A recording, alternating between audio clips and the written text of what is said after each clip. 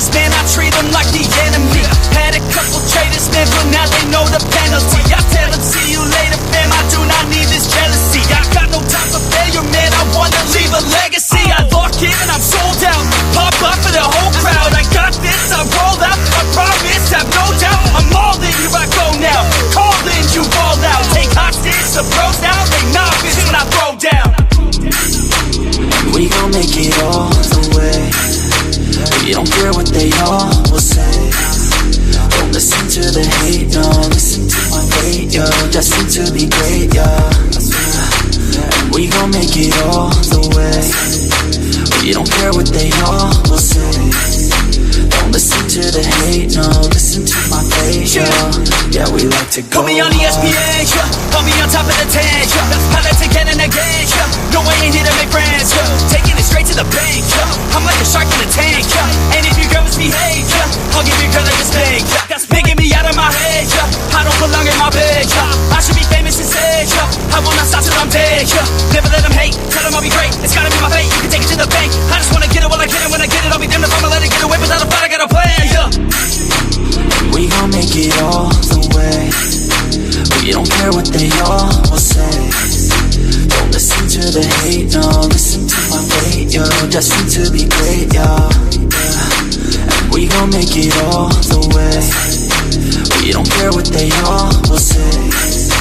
Don't listen to the hate, no. Listen to my fate, yo. Yeah, we like to go hard.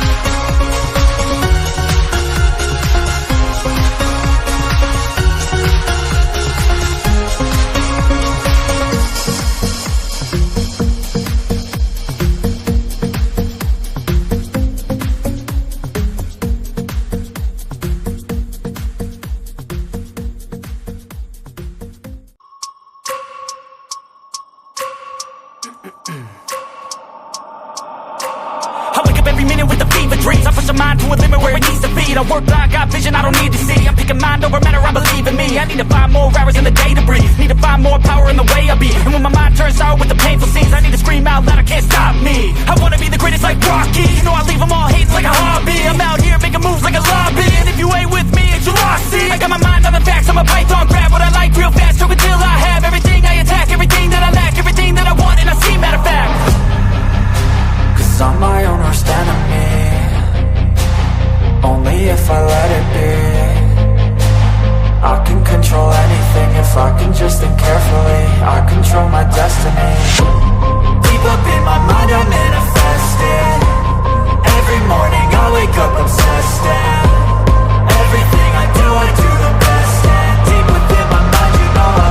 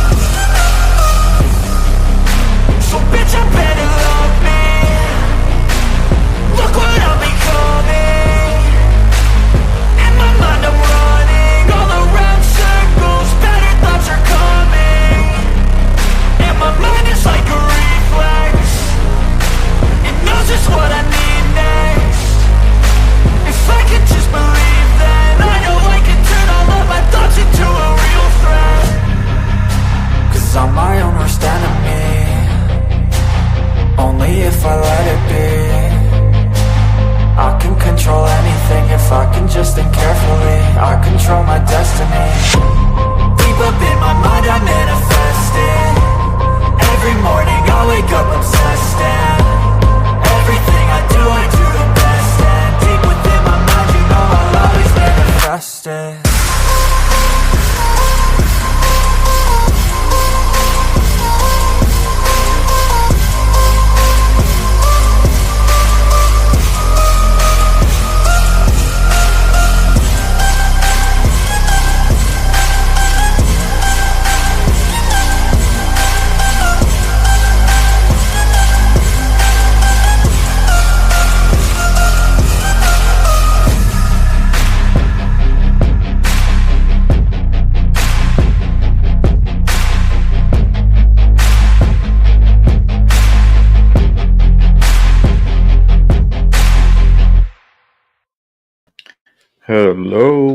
Hello, and welcome to My Mind Over Your Matter.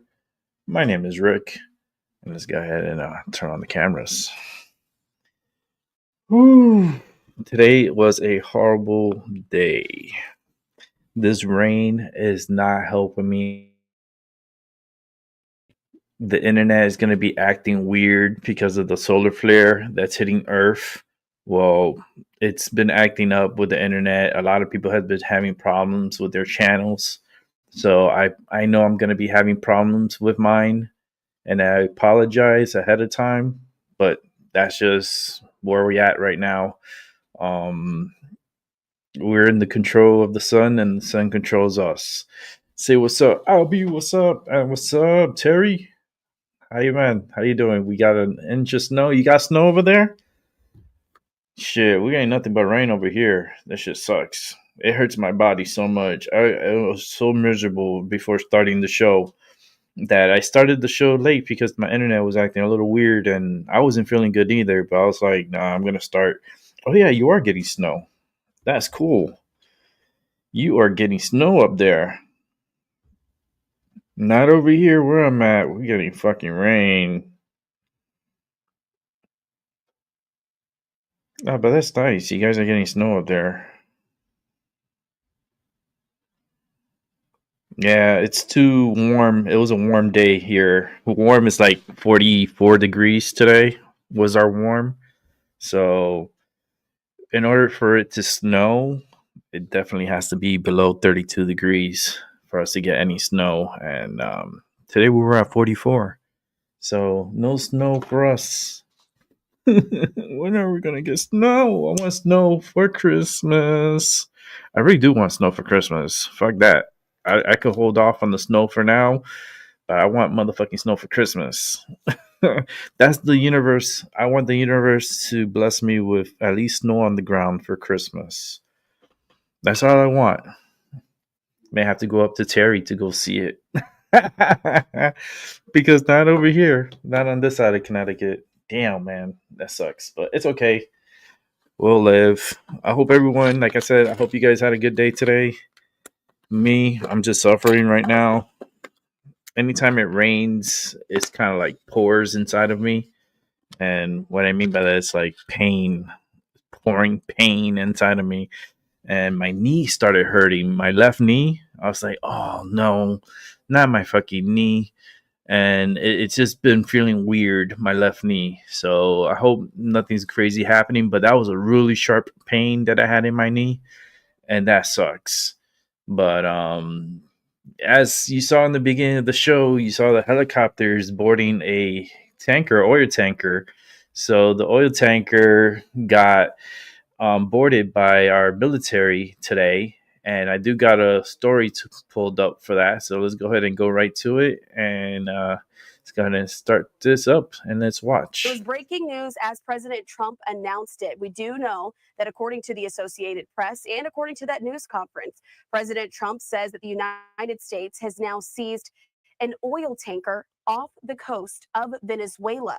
And so this was major news. This is all amid those mounting tensions as well with the Maduro government. And so we're going to continue to dive into what we know a little bit more about this. But if you missed that moment during the press conference, I want to play it out for you here on Live Now from Fox. As you probably know, we've just seized a tanker on the coast of Venezuela, large tanker, very large. Largest one ever seized, actually. Nice, nice. Other things I had to step happening, out for a so second. you'll be seeing that later. You got the You'll be talking Pokemon card about that throw. with Nice. I'm gonna be going up there soon. I'll let you know before I go. All right, so that was the moment there. And so we wanted to make sure, in case I you want to go missed it, pick up that was the President Trump cards. making that announcement during the roundtable. But he said today that the United States seized Probably a that little bit oil closer to tanker off the coast of Christmas. I'll Venezuela. end up going And over this is there. the Trump Like administration's Christmas latest week. push In to 2 increase weeks. pressure on Maduro, who has been charged with narco terrorism here in the United States. And so after saying that, President Trump said that other things are also happening, but did not offer any additional details at this time, but did say that he will speak more about that later. And so I want to take you back out to this live vantage point that we have there in Washington, D.C. of the White House. But this seizure, though, ultimately was carried out. It was led by the U.S. Coast Guard in an effort that was supported by the Navy, according to a U.S. official who was not authorized to comment publicly, but spoke to the Associated Press. And it was just a day earlier that the U.S. military also flew a pair of fighter jets over the Gulf of Venezuela and what appeared to be the closest that those warplanes have come to the South American country's airspace since the start of the administration's pressure campaign. The United States, though, has built up the largest military presence in the region in decades and launched a series of deadly strikes on alleged drug smuggling boats there in the Caribbean Sea and in the Eastern Pacific Ocean. President Trump has said that land Friday. attacks are coming soon, Next Friday. but has not offered any I gotta see if I details have any about a direct appointments location. on that day. But among some of those concessions that I the think I'm U.S. has free on made to the Friday. Maduro during his past I just have negotiations to check the and calendar. his approval for the oil giant Chevron Corporation to resume pumping and extorting Venezuelan oil. The corporation's activities there in the South American country have resulted in a financial lifeline for Maduro's government. And so we'll continue to keep you updated with the very latest. But again, this is the breaking news coming out of that press conference with the Associated Press announcing that President Trump says that the United States has seized an oil tanker off the coast of Venezuela amid some of those mounting tensions. Okay, so let's see. We need some more videos. Let's go to, oh God, CBS. Let's watch. Attorney General Pam Bondi just shared this video that shows U.S. forces seizing an oil tanker off the coast of Venezuela. This marks a major escalation in tensions with Venezuela as the U.S. military continues to build up its forces in the Caribbean. The Venezuelan leader claims the goal of the buildup is to overthrow him. CBS News reporter Erica Brown joins us live now with more. So, Erica, what do we know about the operation? Well, Juliet, as you noted there, the U.S. is ramping up its pressure campaign against Venezuelan President Maduro, and this is a significant escalation with the seizure of that crude oil tanker off of the Venezuelan coast. And we saw in that video of the operation 2 helicopters approaching that tanker called the Skipper, special forces rappelling down and then taking control This is of the good. tanker. We Now, need to CBS practice News this shit. has learned that this operation was led by the U.S. Coast Guard. This is with good. support from the Navy, and sources also tell CBS News that this operation It looks began like about my video that 600 I put hours on today today with special when I started the forces, members show. of the Coast Guard, members of the Marines with 2 helicopters, and this Yeah, it operation does. was It looks launched like from the my USS beginning. Gerald Ford. That's the US's largest aircraft carrier that was dispatched to the region. Now, FBI Director Kash Patel, in a social media post, said a seizure warrant was executed for that tanker for what he says was transporting sanctioned oil from Venezuela to Iran. And President Trump earlier today confirmed this operation and the seizure at the White House. Take a listen to what he said. As you probably know, we've just seized a tanker on the coast of Venezuela, large tanker, very large. Largest one ever seized, actually. And other things are happening. When Trump does you'll be seeing that, that funny. later, and you'll be The largest talking I about ever that with seen. some other people. The largest we ever got on. Now, when asked, the president suggested that the U.S. would keep the oil that was aboard that crude oil tanker. Keep the oil. Julia? What? Erica Brown. Erica, thank you. Well, James Laporta is a Are we national stealing security oil? coordinating producer for CBS News, and he joins us live now from Washington. James, thanks for joining us. What are your sources telling you about the operation to seize this vessel? Thanks for having me. It's essentially what Erica said. Earlier this morning, there was a joint operation that involved U.S. Marines, the United What States happened to Coast your Guard, neck? service members from U.S. Special Oh, I'm Operations sorry, I Command, just saw that. I was and the like, U.S. what happened Navy. to his neck? And they launched what is called a VBSS mission, or a visit board search and seizure mission, which is typically used I know my neck is in fucked up, counter but piracy holy shit, missions or counter this narcotic is missions. jacked up. And their objective today Like was to this. seize and take control of that tanker. He's like The the tanker, which professor. is known as the Skipper, had previously been sanctioned by the Department of Treasury back in 2022 for allegedly providing oil to both Iran I don't watch much local. and having I alleged watch ties to YouTube. both Iran and Hezbollah. I get all my resources But from YouTube. that's what we've learned so far about this I have my particular go-to operation. channels, my So go-to what people could that I this go to, seizure signal in the administration's campaign against Venezuelan people that President I Nicolas know, people Maduro? that you know. It's So this is definitely an escalation. but this guy, what happened to his You know, neck? if you look at the options that that President Trump has at his disposal, the first is moving the military pieces Yeah, in because I have the place premium, to do show so of force on YouTube, missions, so I don't have no commercials. to be an intimidating force towards But Maduro this is a good and thing, Venezuela. though.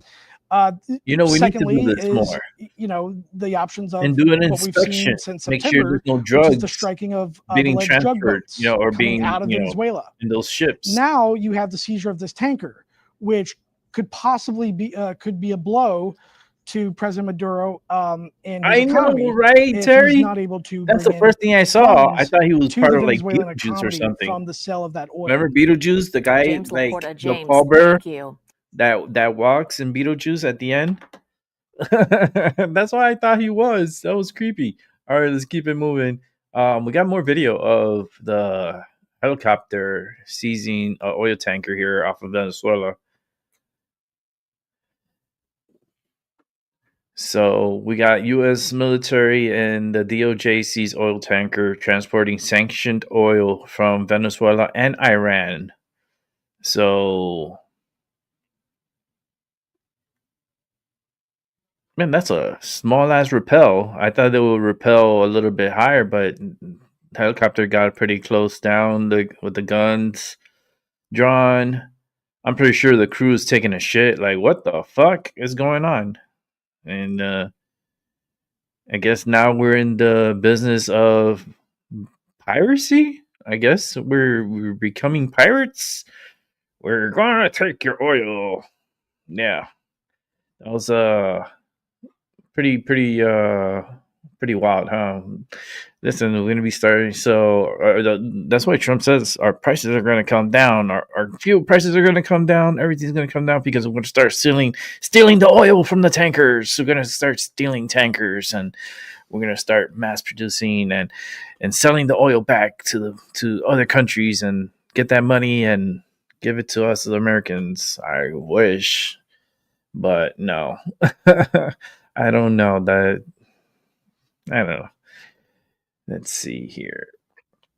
But yeah, that guy didn't have a neck. He reminded me, like I said, if you watch the original Beetlejuice, at the end, the Paul Bear that comes in and he's like this, he has like that big head and he's like walking like this. That's what reminds me of that guy. Oh goodness gracious. All right. Let's just gonna go straight to my dear friend, a good friend of mine, a good friend of the show. Yeah, the one that's gonna set this up properly because StreamYard is up with their shit again. I'm so tired of StreamYard. I am so tired of it because like they don't get their shit together. Everything's like all. You see, now I can't get it. All right, let me see. Let me figure this out. Let's go ahead and get this out the way.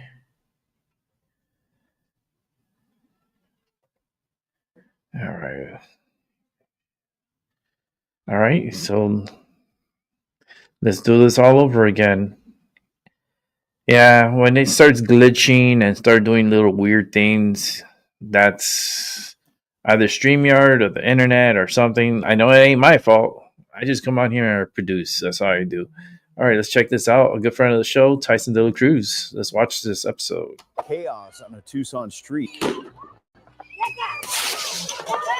as federal immigration agents clashed with protesters following a series of federal raids at a Tucson restaurant chain. America, federal agents just conducted one of the largest immigration enforcement operations in Arizona history. 46 people arrested across multiple Taco Hierro restaurants in southern Arizona as ICE, HSI, IRS, and Border Patrol executed 16 search warrants for immigration and tax violations. But here's what's wild. While agents were arresting people who broke our immigration laws, of course, protesters were blocking the street, kicking federal vehicles, and getting themselves pepper sprayed. And now, Arizona's newest congressman is claiming she was attacked by federal agents when she showed up to the raid site.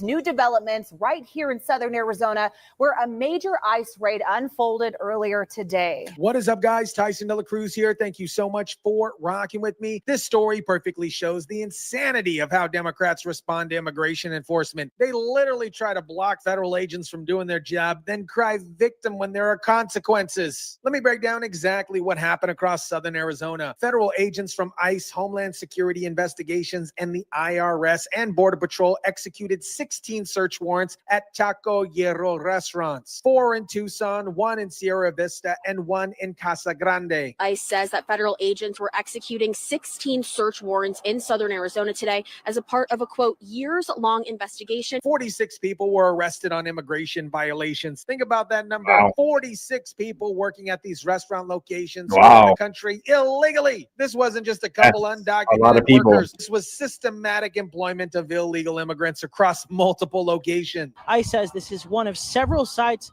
where they are serving 16 search warrants for immigration and tax violations. Federal agents were seen carrying out boxes and documents and evidence, More loading for them the into tax vehicles. This violation. suggests that they found Pretty sure significant that's why they evidence went of there. tax fraud and immigration violation. When you're employing dozens of illegal immigrants and not properly reporting their wages or withholding taxes, that's not just an immigration issue. That is tax fraud that affects every American taxpayer. This evasion. was a coordinated operation involving multiple federal agencies all working together. That level of coordination doesn't happen for minor violation. This was a major enforcement action targeting what appears to be a systematic pattern of breaking federal immigration and tax laws. And Sheriff Chris Naños confirmed these raids were specifically directed at Taco Hierro locations across the region, which tells you this wasn't random. They had specific intelligence about these businesses. Now here's where the story gets absolutely insane. At the Taco Hierro location on Grande Avenue near St. Mary's Road, protesters showed up and literally tried to physically block federal agents from leaving. They spilled into Grande Avenue, blocking traffic, and some were caught on camera kicking unmarked federal vehicles. Let me ask you something. What exactly did these protesters think was going to happen? You can't physically block federal law enforcement officers from doing their job. You can't kick their vehicles. You can't create a mob scene that prevents agents from safely leaving the area. That is obstruction of justice, and there are consequences for that behavior. ICE says they took in multiple people into custody, but the final numbers are still pending. Agents used tear gas to clear the crowd. And you know what? That is exactly what's going to happen to people who try to physically interfere with law enforcement operations. This wasn't peaceful protest. This was active obstruction. One protester told reporters, "Wherever you're at, as soon as you see it, my heart stops and drops." But here's my question. Why does your heart stop when you see immigration enforcement? If you're here legally, if you're following the law, why would you be afraid of federal agents doing their job? But protesters blocked the right of way. I heard what happened. And then I see all these clowns over here doing that. You know, this is disrespectful to them. Eventually, backup units arrived to clear the way. Tucson police had to be called in to escort federal agents out of the area because the situation became so chaotic. TPD made it clear in their statement that they did not deploy any munitions, didn't make any arrests, and were only there to help federal agents safely exit. But the fact that backup had to be called shows how out of control these protesters have become. Tucson Police Department addresses that point, saying, quote, after deploying chemical munitions at this incident location, federal agents requested emergency support from the Tucson Police Department to assist in exiting the area. Think about the message this sends. Federal agents are conducting a lawful operation based on search warrants issued by a federal judge, and protesters think they have the right to physically block them from doing their jobs. This is the kind of lawlessness that Democrats have normalized in sanctuary cities. Now, here's the part that's getting national attention. Arizona Congresswoman Adelita Gavilar claims she was pepper sprayed by federal agents when she showed up to the raid site. She said she was just there for lunch at her favorite Taco Gyro restaurant when the raid happened. This is the Taco Gyro that I come to all the time. So I was literally coming to lunch.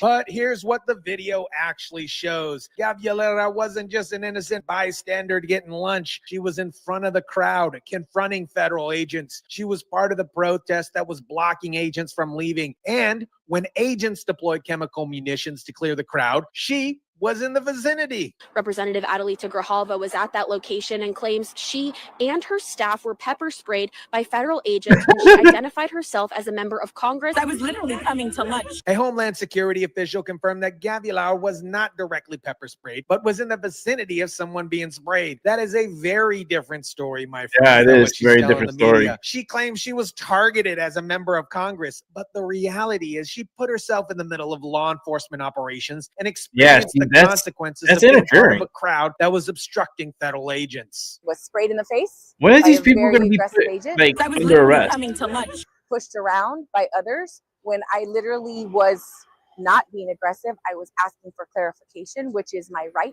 as a member of Congress. Here's my question. If you are getting pepper sprayed, you got to ask yourself, what are you doing to get pepper sprayed? Were you just standing there peacefully and observant, or were you part of a crowd that was physically blocking federal agents and refusing to disperse when ordered? The video shows agents shooting chemicals near her feet, but she was clearly in front of the crowd confronting agents. This wasn't some unprovoked attack on a member of Congress. This was crowd control during a chaotic situation that, guess what, protesters created. Gavilar immediately went on social media claiming ICE's lawlessness under this administration, operating with no transparency, no accountability, and open disregard to basic due process. But that, my friends, is complete nonsense. These agents had federal search warrants. They were conducting a lawful investigation. The only people operating with no accountability were the protesters who were trying to physically obstruct them. Let's talk about what the protesters are claiming versus what actually happened. One protester said they were hoping to show ICE that Tucson is ready to defend the community. We're hoping that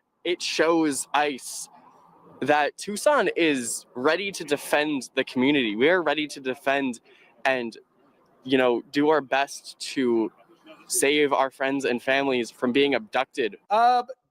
These people were arrested by federal law enforcement officers with valid warrants. That is not abduction, my friend. That's law enforcement. But this is the inflammatory language that Democrats use to make it sound like immigration enforcement is somehow illegitimate. They're targeting small mom and pop businesses that don't have the financial resources to fight back. And so they're looking at I-9s, and that's what they're doing. Why do they keep getting in the way of the operation? People that are helping in our communities. Like, I don't get it. Try to fill the quota that Trump has given them. But that is a complete mischaracterization of what's happening. Stupid. These restaurants were employing 46 people who are in the country illegally. That's not a small oversight. That is a systematic violation of federal immigration and employment laws. They were not properly reporting wages or withholding taxes for dozens of their employees. But they don't see that. The Democrats don't see it that way. American taxpayer. They're going to try to protect the people they brought in. This is not the way to go about enforcing our laws.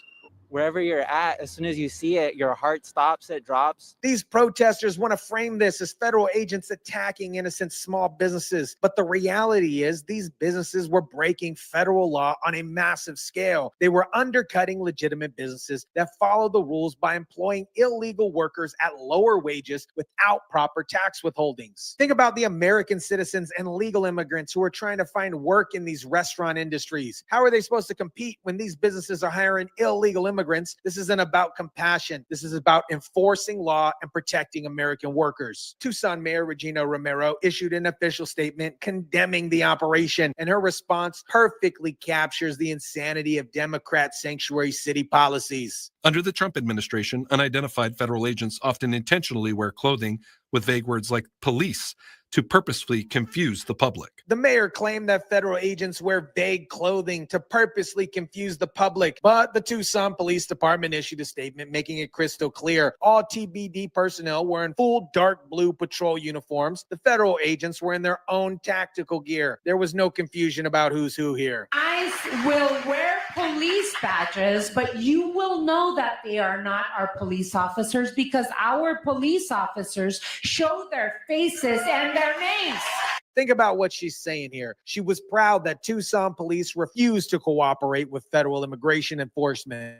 She's celebrating the fact that her city obstructed a lawful federal operation. This is exactly what is wrong with sanctuary city policies. Local Democratic leaders actively work against federal law enforcement instead of cooperating to keep their communities safe. They prioritize protecting illegal immigrants over supporting federal agents who are trying to enforce our immigration laws. For those of you that aren't familiar, let me give you some context about Arizona's illegal immigration situation. Current estimates for 2024 and 2025 suggest Arizona has between, get this, 250,000 to 300,000 undocumented immigrants. Now, that's actually down significantly from the peak of 560,000 in 2008. But still, that is a massive number. Think about what this means. Up to 300,000 people in Arizona who are not supposed to be in this country. That's the equivalent of the entire population of a mid-sized American city. And many of them are working jobs, using services, and living in communities without going through the legal immigration process that millions of people around the world are waiting to complete. While Tucson's Democratic leadership is fighting against immigration enforcement, Pinal County is taking the opposite approach. Pinal County Attorney Brad Miller says he's the first prosecutor in the state whose investigators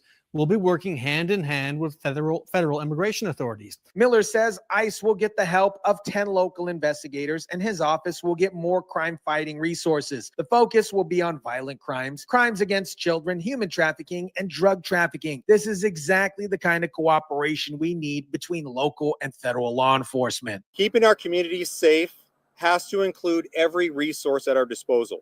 Pinal County Attorney Brad Miller announced a formal partnership with Immigration and Customs Enforcement. While we love our ICE partners, some of them come from out of state and are not necessarily connected with our community. But here's what's really interesting, guys. According to the Arizona Republic, a review of 949 immigration-related cases in Phoenix federal court this year shows that drugs and human trafficking charges account for just 5% of all cases. Illegal re-entry at the border accounts for, get this, 88%. So while Miller is saying they'll focus on serious crimes, the reality is most immigration enforcement involves people who keep illegally crossing the border. Pinal County Sheriff Ross Teeple's high-intensity traffic enforcement on I-10 during a 4-day period in May yielded 10 people in the country illegally. The sheriff told Arizona Republic they're not targeting Latinos. They're targeting drivers with traffic infractions and letting the federal government do their job. What's very concerning is to hear from a sitting sheriff that those are the beginnings of a stop that categorically develop into a different type of enforcement. Of course, you guys, ACLU is already watching and threatening legal action, but this is exactly what immigration enforcement should look like. Local law enforcement identifies people in this country illegally during routine operations, and federal authorities handle the immigration process. This is not radical profiling. It is enforcing the law. The contrast between Tucson and Pinal County couldn't be clearer. Tucson Democratic leadership actively obstructs federal immigration enforcement and celebrates operates when their police refuse to cooperate. Pinal County's Republic leadership partners with federal authorities to enhance both immigration enforcement and crime-fighting capabilities. One approach protects illegal immigrants at the expense of law-abiding citizens. The other approach protects communities by enforcing the law. America, this Arizona operation shows exactly what's wrong with how Democrats approach immigration enforcement. Federal agents conduct a lawful operation based on valid search warrants, arrest 46 people who are in the country illegally, and investigate businesses for tax fraud. And Democrats respond by physically blocking agents, kicking federal vehicles, and claiming that they are the victims when there are consequences. Congresswoman Gaviala wasn't pepper sprayed because she was a member of Congress. She was in the vicinity of chemical munitions because she put herself in front of a crowd that was obstructing federal law enforcement. If you're getting What an pepper idiot. sprayed during a law enforcement operation, you need to ask yourself, what were you doing to be in that situation? The protesters want to frame this as federal agents attacking innocent small businesses and families. But the reality is businesses were systematically violating immigration and tax laws. They were I try to employing get my 46 stuff illegal done in the immigrants, evening, which means they were too. undercutting legitimate businesses I like to and have my American place, workers like, while committing tidy tax before I fraud. go to sleep. Arizona still has 250,000 to 300,000 illegal immigrants, despite the number dropping. That shows that enforcement works, but we need consistent, aggressive enforcement to continue reducing those numbers. The Trump administration is delivering on the promise that he ran on. Meanwhile, Pinal County is showing what cooperation looks like. Instead of obstructing federal agents like Tucson's Democratic leadership, they're partnering with ICE to enhance both immigration enforcement and crime-fighting capabilities. That's the model every county in America should follow. The contrast couldn't be clearer. Democrats physically obstruct immigration enforcement, then claim victimhood, while Republican-led counties partner with federal authorities to enforce the law and protect their communities. That's the choice America faces. Let me know what you think about this. Drop it down in the comment section down below. Smash the like button if you kindly would. Share, subscribe, and as always, guys, I'll catch you on the next one. Hey, Tyson, De La Cruz. Pretty good one there. I mean, she put herself in the middle. I'm sorry, but I was going on my lunch break, and they just came and got all the people from the restaurant, arrested them. I came over here to see what's going on, and I put myself here in the middle of all these officers as they're spraying all these people. Like, I don't understand these Democrats. I really don't. I don't get them. I feel like that breed of alien, it's like a really bad breed. You know, how could you think like a brain of a Democrat? You know, it's like it's just fucking weird. Like, am I the only one? Okay, let's watch A Christmas Story is my favorite. I bought it on VHS tape. Oh wow. I have it, but mine's is digital. But I always watch the Christmas story, and I think on Christmas Day, I think I'll be if I can, I will broadcast Christmas Story on I'm gonna see if I could broadcast it on the channel on Discord. But I love, I probably put like different Christmas movies and watch different Christmas movie on Christmas Day, because I like to watch the Grinch, the cartoon, and the Jim Carrey the Grinch. It's a pretty good movie. And I like watching A Christmas Story. What other Christmas movie I would watch? Gremlins. They're like Gremlins. It's like, yeah, it's actually a Christmas movie. um, let me see. I don't know. Whatever catches my eye this year. I try to switch it up. Sometimes I watch like Home Alone. And what movies you like? You love Gremlins? I love the Gremlins too. They were so cool. Like, it's such a great movie, well put together. The parts like the sequels are kind of like, you know what I mean? But the first one, oh man, the first one was just a gem. I don't know why. Always the first movie is always the best. Always. All right, let's see what we got here. Huh. Liberal hive mind. Let's check this out.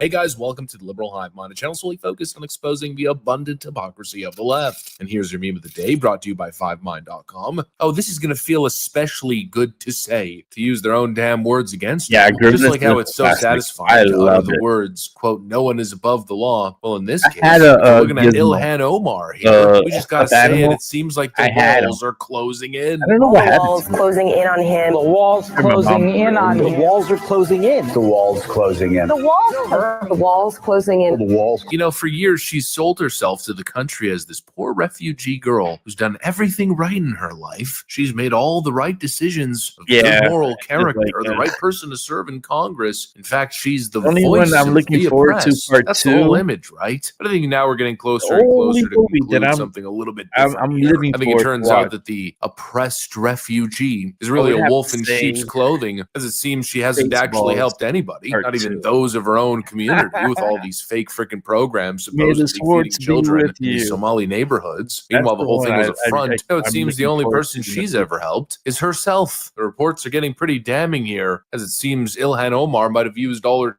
time in office like a personal ATM machine, not exactly the beacon of virtue that she pretends to be, as she looks down on us and constantly wags her finger as some holier than thou figure. Yeah, the Right. walls are closing in. Yeah, my The whole cat is charade freaking out. is collapsing. Let me show you guys exactly what's going on. We got some stuff to get into, so let's roll the tape. All right, folks, so just take a look at this Newsmax piece, and let's just say the heat on Ilhan and her myriad of little scandals here is finally getting the attention it deserves. So we'll ask again, where did Ilhan Omar get all that darn money from? Let's go through it. When she first ran for Congress in 2018, she was married to a Somalian man named Ahmed Nur Said Elmi, and she had a net worth of approximately $65,000.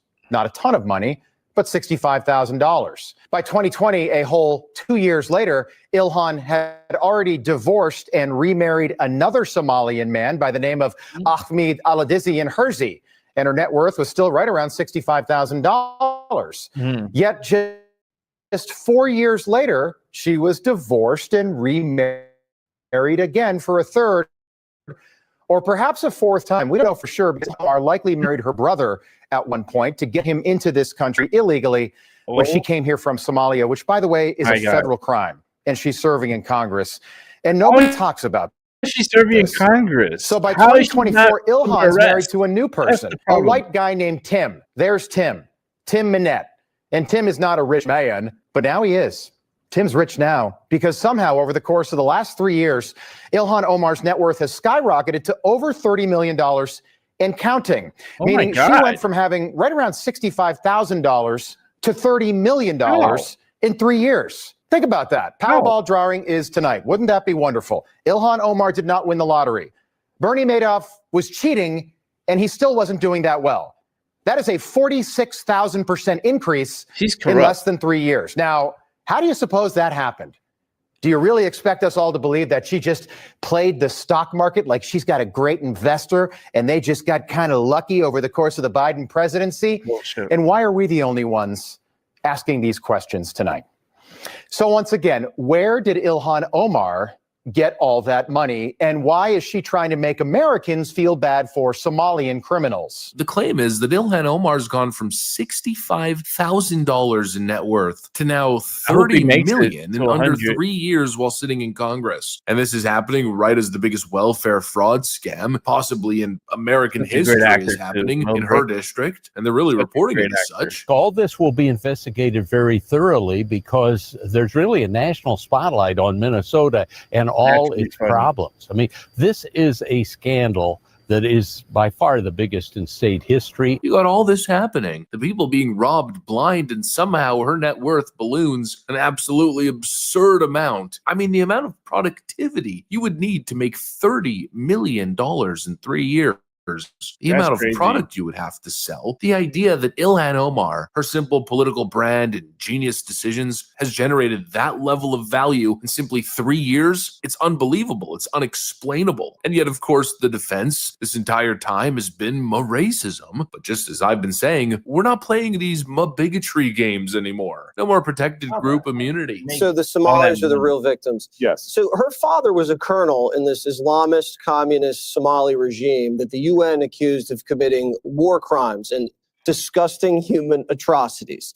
She leaves Somalia. She comes here, marries her brother. Right. Commits immigration fraud, gets elected to Congress, suddenly $30 million. So everybody in her little Somali community, all of a sudden, not all of them, but a bunch, most of them, steal $1 billion from American taxpayers. And then they buy nice cars and they fund her campaign. And then they get caught. And she says, no one's more upset about the fraud than us Somalis. Right. And that we're the real victims. Meanwhile, a lot of these people are on food stamps. They don't have a high school education. They can barely speak English. And all Stephen Miller says is you got to assimilate and you can't be a public charge. And she calls him a Nazi. And he's Jewish. She can't even get that right. Exactly. And what a complete insult. We're talking fraud schemes that led to over $1 billion. Racism. I mean, when I think about Stephen Miller and his white supremacist rhetoric, it reminds me, yes, it reminds me of the way the Nazis described Jewish people. In Germany, there have been many immigrants who've tried to come to the United States who've turned back. One of them being Jewish immigrants. We know the way that people were described who were coming from Ireland, Irish immigrants. We know the way in which people were described back then when they were Italian immigrants. Nobody buys it anymore. Nobody cares. Ilhan Omar now and the Somali community are not the real victims of this whole thing. Reminds me of 9/11, the worst terror attack at airports. Yeah, the real victims here, it's Ilhan Omar and her Somali community. Give me a frickin' break. The taxpayer is out billions thanks to the malicious work of a very small community. The taxpayers are the victims. And clearly Ilhan's trying to flip the script here, but the era of white guilt has come to an end. Shut up racist is no longer a valid response. People want answers. Where the hell did that money come from? Ilhan Omar frankly should have to justify every single penny of her net worth if it's true. And on top of that, she should finally have to answer questions about whether or not she actually married her brother and committed immigration fraud. No more playing games. No more with this naive, liberal, blind eye, allowing foreigners to take advantage of that good faith, only to then rob the nation blind. No more apologies. No more being afraid to notice, to tell the truth, to identify the truth, to speak clearly about the truth. Enough of these ideological and racial landmines that everybody's trying so desperately to avoid. It's obviously creating a blind spot for bad actors to come in and take advantage. And Ilhan Omar, she might just be the face of it. Anyways, that's what I got for you guys. Thanks for watching, and I'll see you on the next one. All right, let's watch the next one because we have another one.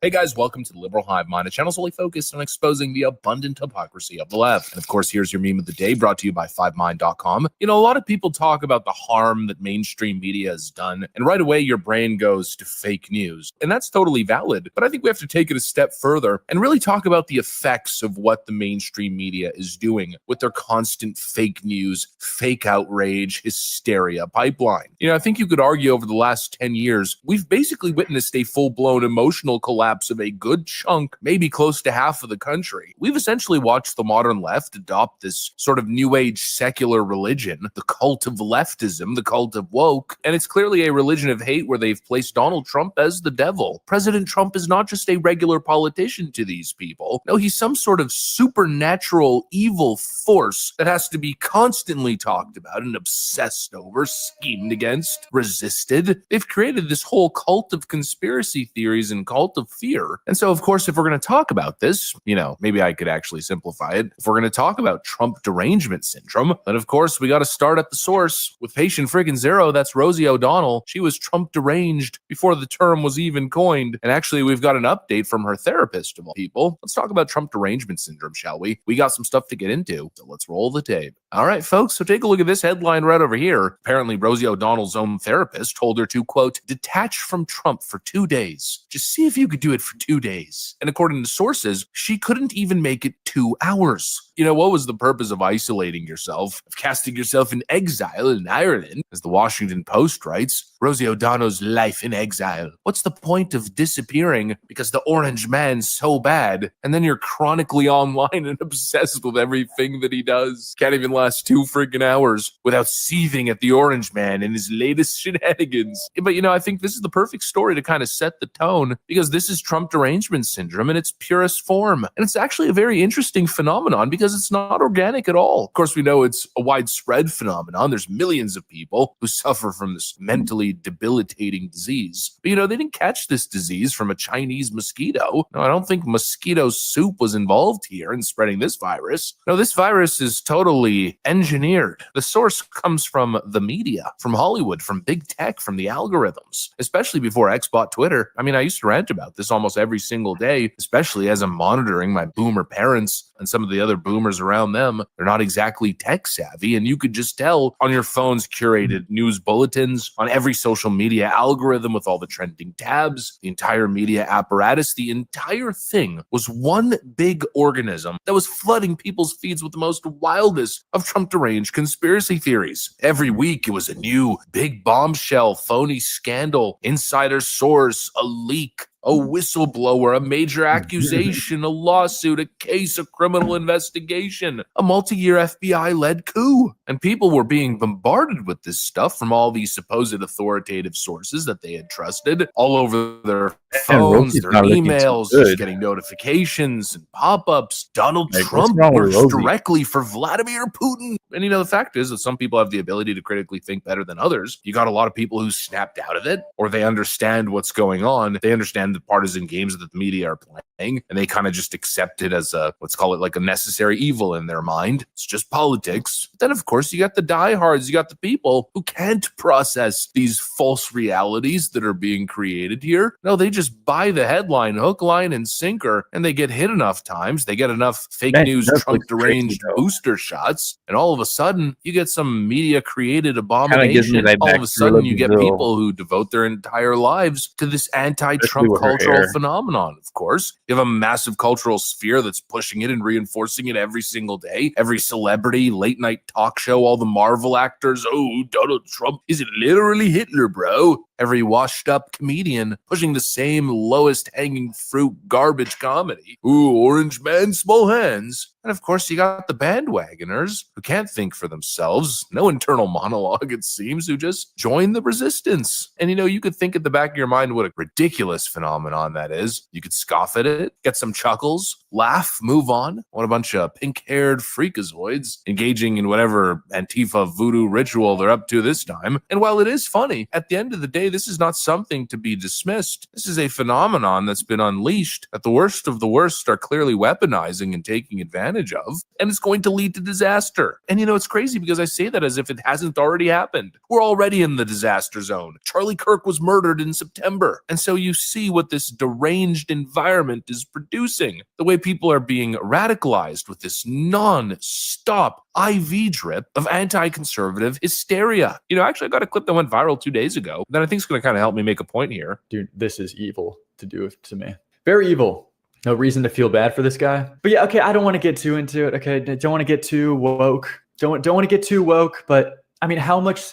It's just like realistically, man, how much sympathy can you possibly have for someone who actively like spent his life going and get like trying to take away and advocating for basic human rights to not go to gay people? Like he advocated for like gay people not being allowed to get married. So it's like realistic, like. After you hear something like that, I just don't know how you can be, I don't know, like ever sympathetic. Like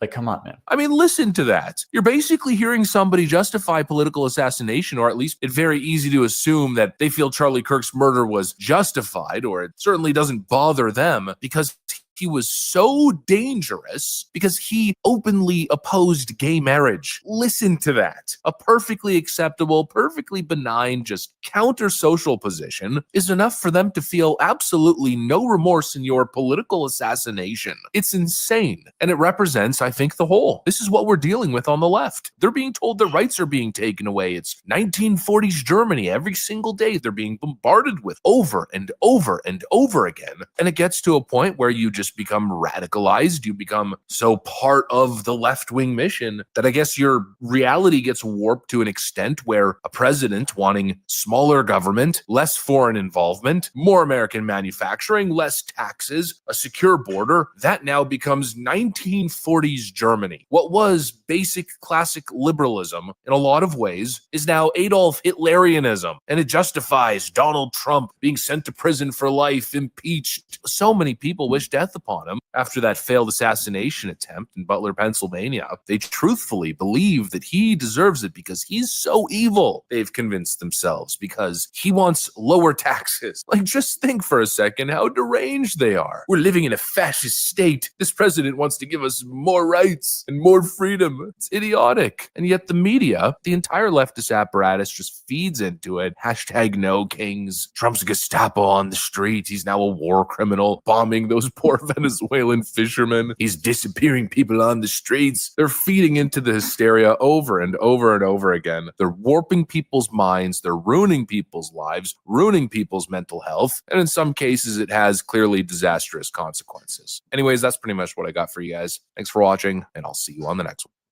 All right. Let's go ahead and wrap that one up. Let's see what we got here next. Ooh, a little Benny Johnson. Let's check this one out. Fix this audio. I swear, I'm going to have to call these people and let them know. Listen, get this audio stuff, taken care of, because it keeps messing up. And it gives me a warning and lets me know when the audio is messing up. It's just ridiculous.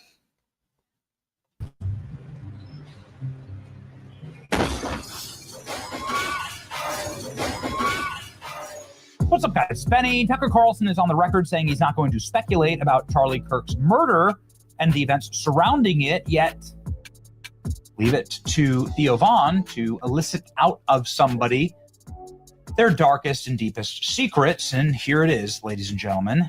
Tucker Carlson talking about Charlie Kirk's murder and the curious events surrounding it. As we have stated on this program time and time again, we want maximal transparency, maximal investigative force, and maximal confessions and evidence brought to light. In the absence of that, you are going to have people that spiral, and that's what you're seeing right now. Who's in charge of the damn investigation? Well, it's not Erica Kirk, and it's not Candace Owens, and it sure as hell ain't me. And the way that you actually get people to go freaking crazy on stuff like this is to hold things back from them, to lie to them, or to deceive them. And what I mean by that is the judge is right now in this case planning on, it seems like, banning all cameras and all media from the courthouse. That's crazy. So we won't be able to watch the trial. We'll just be able to see these little sketches and hear little blurbs about it later. That's bullshit. But that's totally and wholly inadequate. People are going to lose their minds if that's the case. Tucker Carlson's saying as much, and he's right about it. So here we go. Let's start with Tucker Carlson describing the real problems with this investigation, saying that there has to be more. But so I would say of the assassination, first of all, I knew him well. He was right at my house right before he was killed. So I feel emotional about it still. Who was Charlie Kirk? Yep. Oh, yep. Really? Oh, yeah. Oh, I didn't know that. And I love his wife and know his wife well. And so I feel emotional about it. So, I just haven't wanted everything to do with it. But I will say a couple of things. I don't understand the official story at all. Of his assassination? I don't understand it. And I want to make sure that there is a truly rigorous and honest federal investigation of it. And I'm definitely concerned about that. A. B, I think that I don't know many of the details, but I know that recently Candace said that Egyptian registered aircraft were following Erica Kirk Charlie's widow around for a number of years in different places in the world. That's one of the weirdest things I've ever heard. And I just want to say that that is factually true. That's true. So that's like the one data point that I happen to know is true. What does that mean? I have literally no idea. I can't even guess, but that's very, very strange. And what is Egyptian? It could mean aircrafts from Egypt. Who knows? I think that they were registered in Egypt. Got it. And but that fact is true. So that enough. And it also her claim that, there were kind of a disproportionately large number of foreign registered cell phones at the event. That's also true. So what does that add up to? I don't know, but it means that, the FBI has a moral and legal obligation to look in every direction and to be open-minded as you would in any investigation, in journalism, in science. It's all the same process. I don't know the answer, and I'm going to sift through everything as open-mindedly as I can, as honestly as I can, to get to what the truth is. That's science, that's law enforcement, that's journalism. It's all the same. That's justice. And I just want to make sure that is happening. And I just don't have a ton of confidence in the FBI or the men who run it. And I'm not saying that out of ignorance at all. That's a scary part too. I'm not alleging anything. I'm just saying I think it's really important that we have that. Yeah, and also I have I never wanted to think Twitter any of this. shit. Like leaders of the FBI are on Twitter. Like what? Oh, do you see the video that Tim Dillon did about the No, because it makes me too mad. But no, I agree. It's like, and also here's the weird thing. I never wanted to think about any of this shit. No, I never wanted to think that our FBI didn't care about us, or that our CIA was compromised, or that we couldn't you can't even call the police department without thinking that it goes directly to some other foreign lobby, right? Like Theo Von is so earnest in these conversations. Tucker Carlson, clearly they're going directly after Dan Bongino and Kash Patel for being on Twitter, saying that he doesn't have any confidence in them and their ability to investigate here or run the FBI. I have a feeling this is going to elicit a reaction out of Kash and Dan, and more importantly, going to sort of cast a pall on the investigation of Charlie Kirk's murder, which, again, every single independent voice can tell you it would be great to have more clarity. It would be great to have more clarity on President Trump's assassination attempt. I mean, really, you're talking about events that changed the country forever and would be good to have a step-by-step breakdown of what's going on. It's perfectly fine to ask questions about these things. It's perfectly natural and healthy, actually, to do that. And more importantly, we've learned that the CIA was lying to us for 70 years about the JFK assassination. So, I mean, you're the people who lied, right? The CIA did bump Lee Harvey Oswald in Mexico. They've now finally admitted that. They had to get that admission clawed out of their cold, dead hands. And so, again, you're the ones who broke it. Like, it is incumbent upon the current leadership of the CIA, FBI, and so on in order to try and fix it. And the way that you do that is maximal transparency and investigative efforts. Here's Tucker Carlson calling for that, saying that you have got to be more transparent and forceful in your investigation here. Like, you know what I'm saying? Like, you're not like a weirdo just because your brain is trying to figure things out. That's a brain's job, is to try to figure things out, is to try to make organization of things, right? So it's just so crazy that people who are trying to figure things out are getting ostracized, whether they're right or wrong or something. At least they're trying to have some semblance of like curiosity, which is really just kind of the official story describing the murder of your friend doesn't make sense, and you find yourself yelling at a podcaster for coming up with other theories, you're barking in the wrong direction. Your anger should be focused on the people whose job it is legally, constitutionally, to get to the answer. And there's very little pressure on them, I notice. And a great deal of pressure on Candace Owens. And by the way, I've said this to a bunch of people, off the record, people I'm just talking to. It's like, what Candace is saying is clearly causing a lot of turmoil. Is it true or not? I can't assess it. I'm not the FBI. I'm a freaking podcaster, but I do know how the system works. And it's really simple. The FBI has this case, and of course the state of Utah. It's their job to not only find out what happened, present it to the public in a way that restores some confidence that you can like have justice in this country, that we have functioning law enforcement. I don't have confidence in that because there's a lot of evidence that we don't have that. So restore confidence by being honest and telling a story that makes sense. So why, and if they don't do that, and they haven't done that, they have not done that, how can you be mad at Candace Owens or anyone else for filling a vacuum that they left? Yeah. Well, Candace was okay. No, the people with the authority are the ones responsible, and they're the ones who should be held responsible when there's a failure. Not some podcaster, not me, not you, not Candace, the people whose job it is.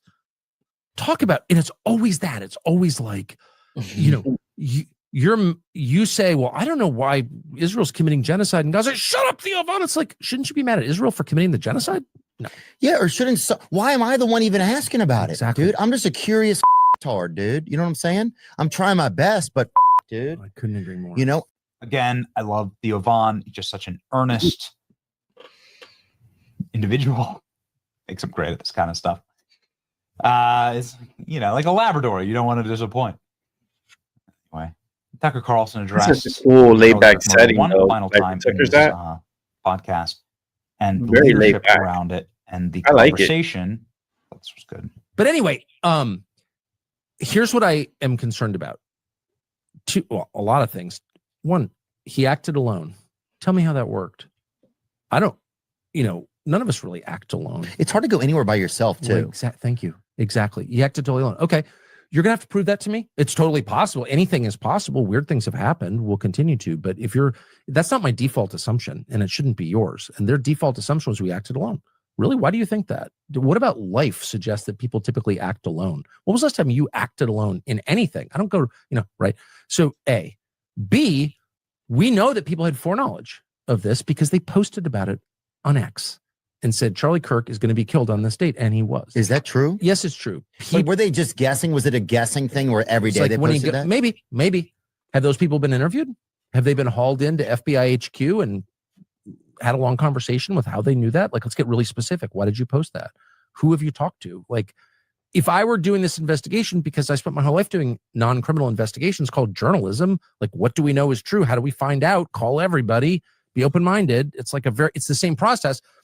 If I was doing this investigation, they would be at the very top of the list. We know, because we've got public postings on Twitter that people know, just like on 9/11, we know people bet against American Airlines and the banks that were in the World Trade Centers. They shorted those stocks. Those people clearly had foreknowledge of 9/11. Who were those people? We still don't know.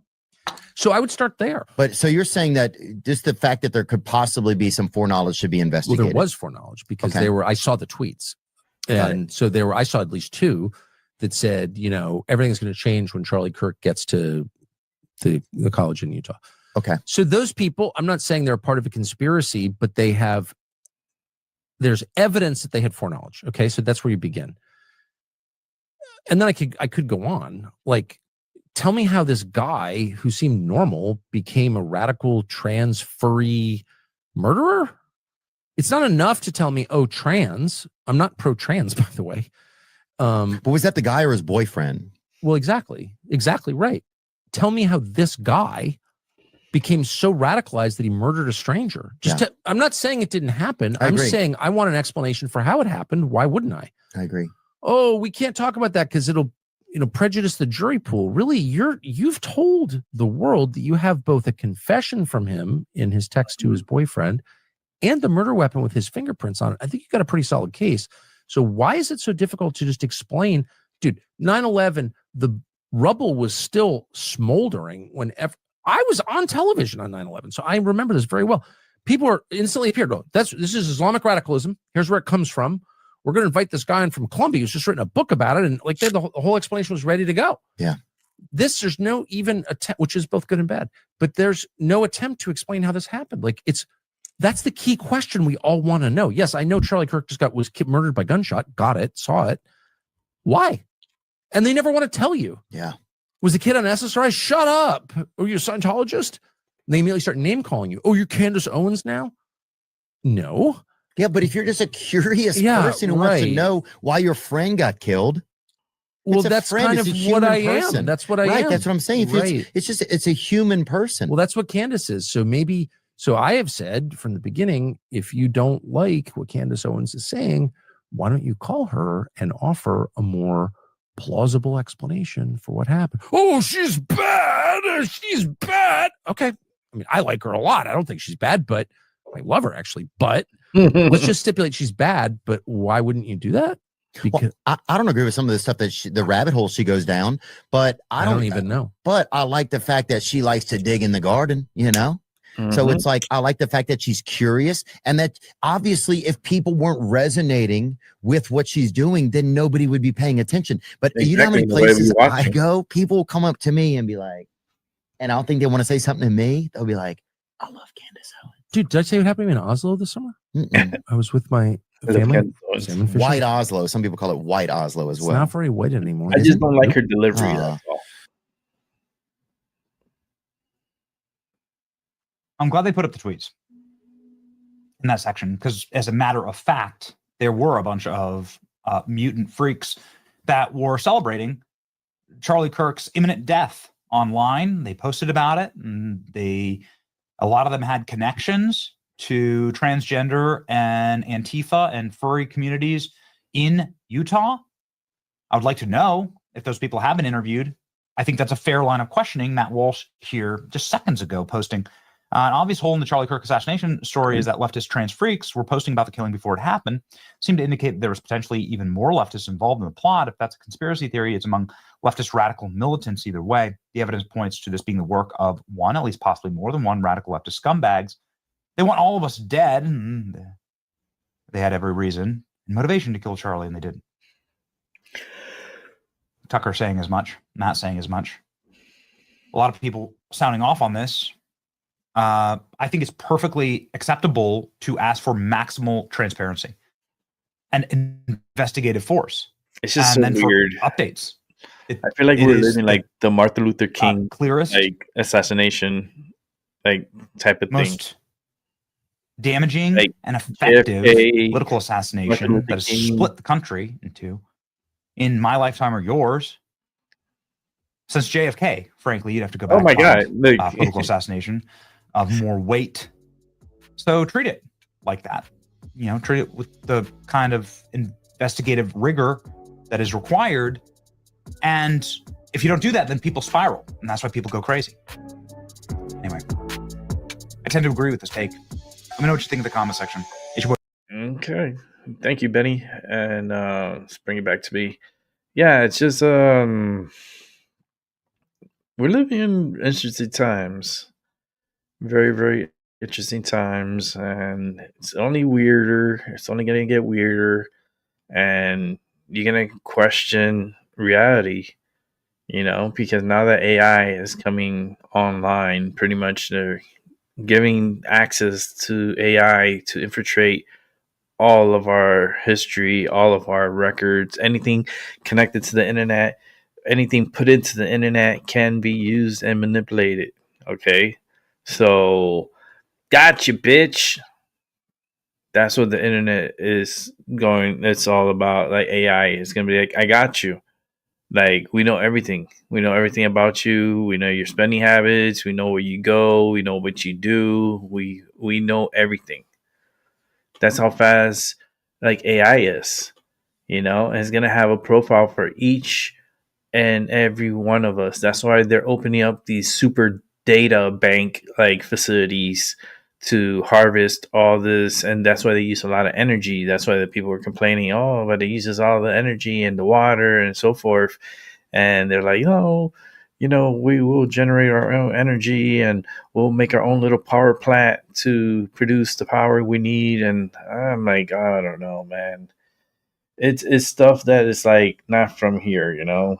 I feel like humans got information from another being, another planet, and they unleashed it onto us. And now it's contaminated the human mind to the point that they're getting rid of it. They're getting rid of it in Australia. You know, the internet right now in Australia, no good. They definitely gonna lose. Actually, the kids under 16, no more internet for them. And it's about time. You got to protect the younglings, but the younglings are not going to be happy about it. And there's more younglings than there are adults, I believe. And I don't want no Children of the Corn episode to be happening. But this is what's going on. We're in Australia. If you have a child or teen in your family, how do you feel about them using social media? Some school administrators think the habit is harmful enough that they've banned phones during class hours. Australia is taking such restrictions to a whole new level today. Amy Kiley reports on what experts say American parents can learn from that country. We do know that kids need limits. Today, Australia is banning children under 16 from using social media. The new law is the first of its kind in the world. We're all addicted to these things. It applies to Instagram, Facebook, Threads, I know it should be 18 Snapchat, plus, YouTube, TikTok, Kick, Reddit, Twitch, and X. Yeah, everybody The tech industry YouTube, disagrees TikTok. that the ban makes You know how kids much safer. money they're going to The lose? companies These say they companies will for implement it with advertisement? age verification technology. Critics argue the law hurts democracy and free speech. Taking away how we communicate to the world. This is how we do it. It's the modern day. It's social media.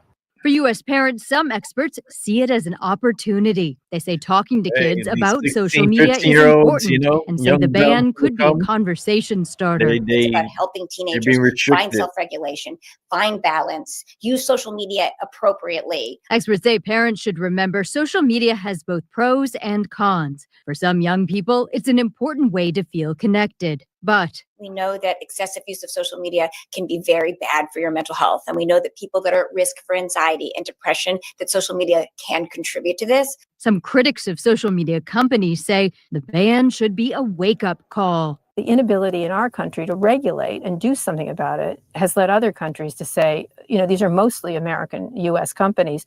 That's enough of this. I'm Amy Kiley reporting. All right, let's keep it moving.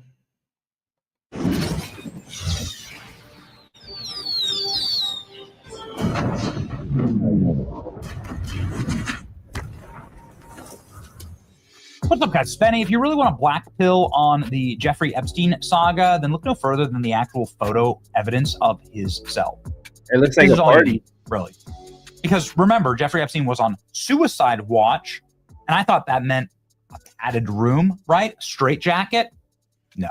Turns out this meant unlimited linens. What? Being by himself in an unmonitored room with no cameras. That's weird. Where he got unlimited medical supplies and pill bottles, as you can see everywhere, and unlimited linens in order to fashion nooses for himself, as you can see right here. Look at that. Here's where Jeffrey Epstein hung himself. Wow.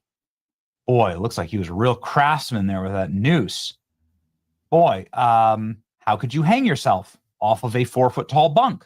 Jeffrey Epstein, not a tall man, but not like exactly. He's taller than 4 feet tall. Taller than this little stair step. But still, he was able to break his neck. Broken bones in his neck. Look at that. He was able to break his neck bones. He was so successful in hanging himself. This is what he broke right there. Wow. It would take a lot of effort to do that.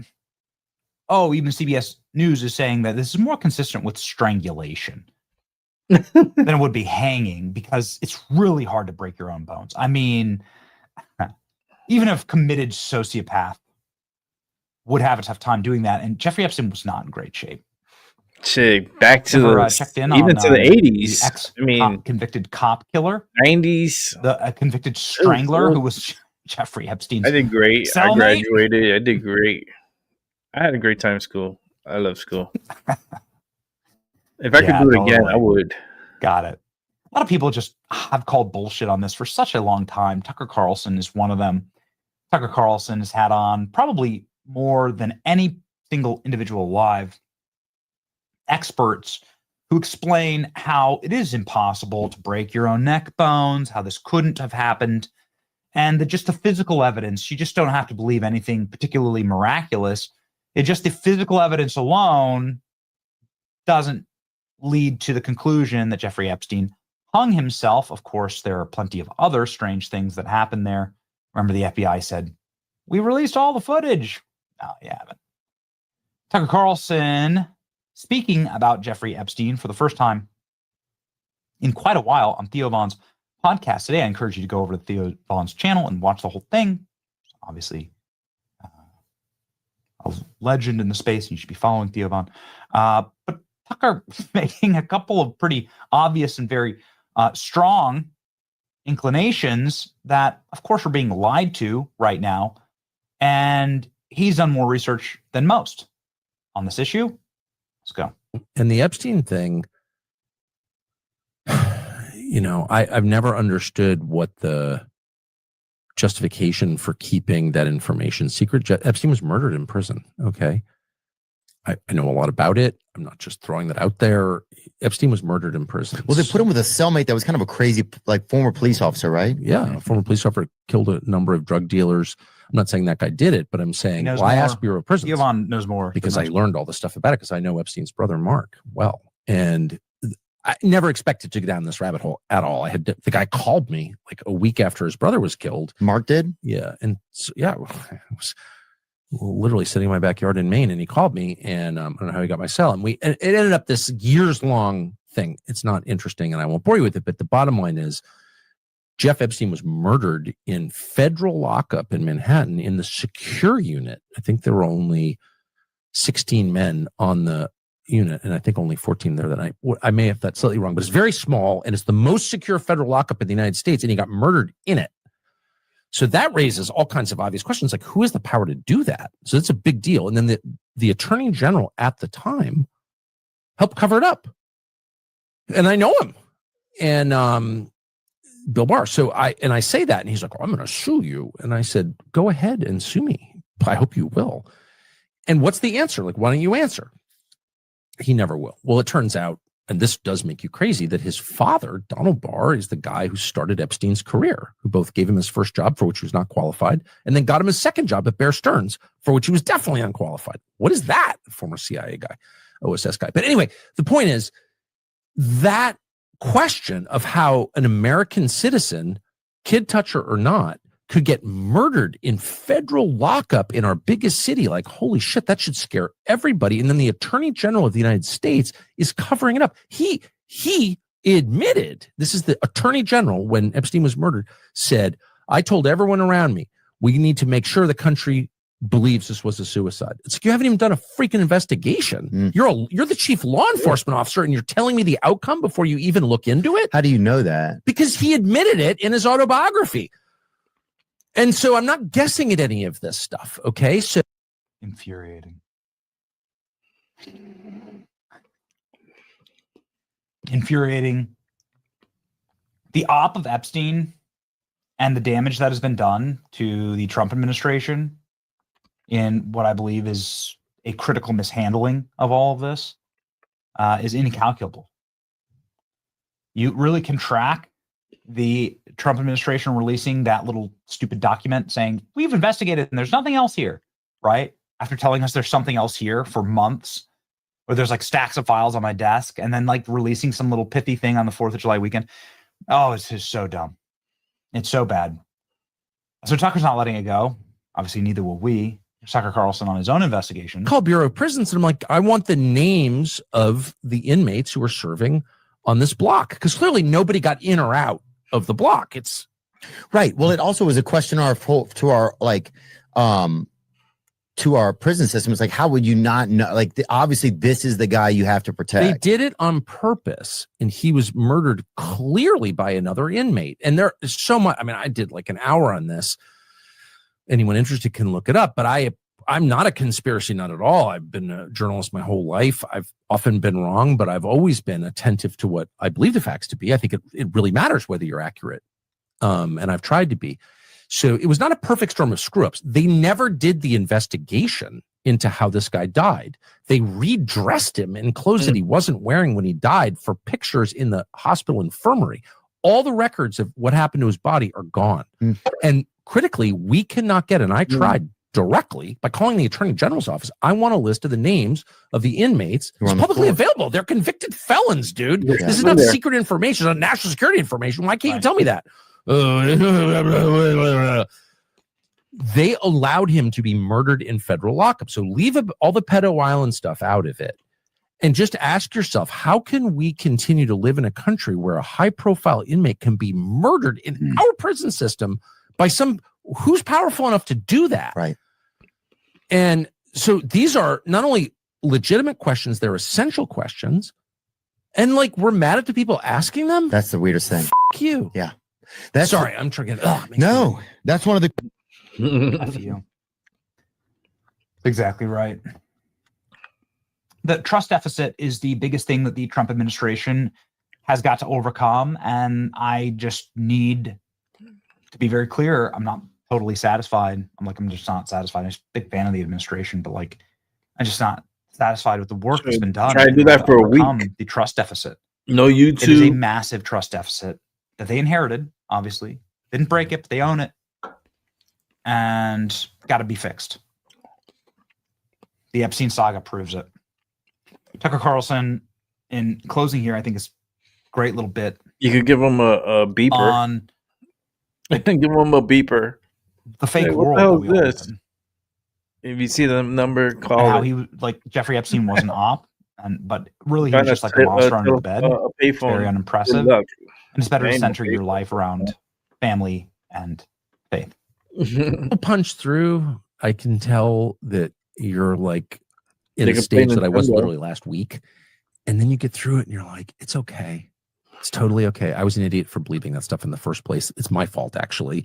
If I fell for read his Jeffrey Epstein's emails and you will realize if I fell for the idea that he was a diabolical mastermind and not just some thug from Staten Island or Coney Island, that was on me. Then you break through and you're like, of course it's fake. It was never real. You really think that with the world at stake, 3 zip codes in Pennsylvania are choosing the president? Okay. Yeah. All right now. So no, of course it's fake. Shame on me for believing it. But now, all the things that are real, God, people you love, the truth, it's like there's so much to be happy about, actually. They want you to be totally freaked out. They are the ones who wrote this horror movie. Right. Like, bang, what was that noise? Holy shit, is there something under the bed? Yeah. And you look under the bed and you realize, yeah, there are tons of monsters under the bed. But they're kind of like lame monsters. They're like Jeffrey Epstein monsters. They're like not that scary, really. I'm not afraid of you, bitch. And then the second you say that, you're like, oh, I'm not afraid of anything, actually. Look under the bed. Yes, there are monsters. No, they probably can't kill you unless you bitch out and let them. Yeah. Great life advice there. From America's father. It's your boy Betty. Like, share, subscribe. Okay, yeah.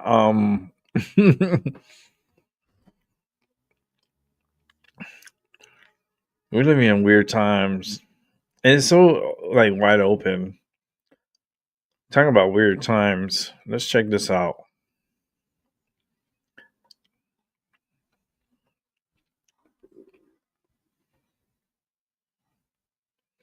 Why does he look so evil in this picture? Let me take a little break before I play this video. Just want you to look at this girl.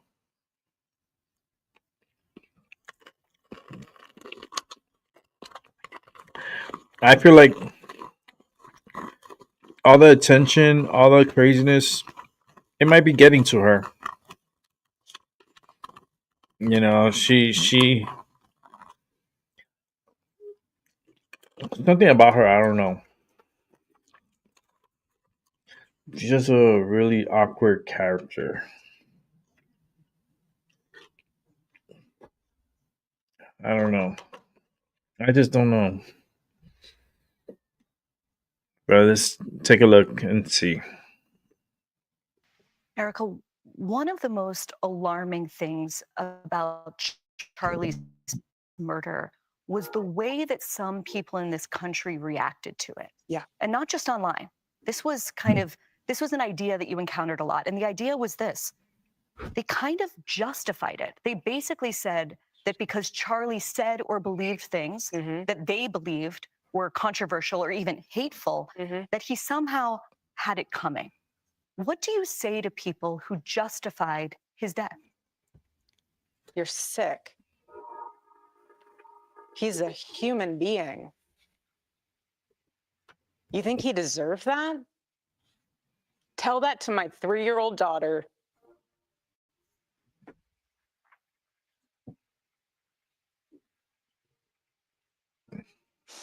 Excuse me. You want to watch in high res the video of my husband being murdered Yes. and laugh? No. See, he deserves it. That's crazy. The There's deserving something part. very sick in your soul, and I pray that God saves you. I pray, because that is what is so wrong. The internet in this world has dehumanized us.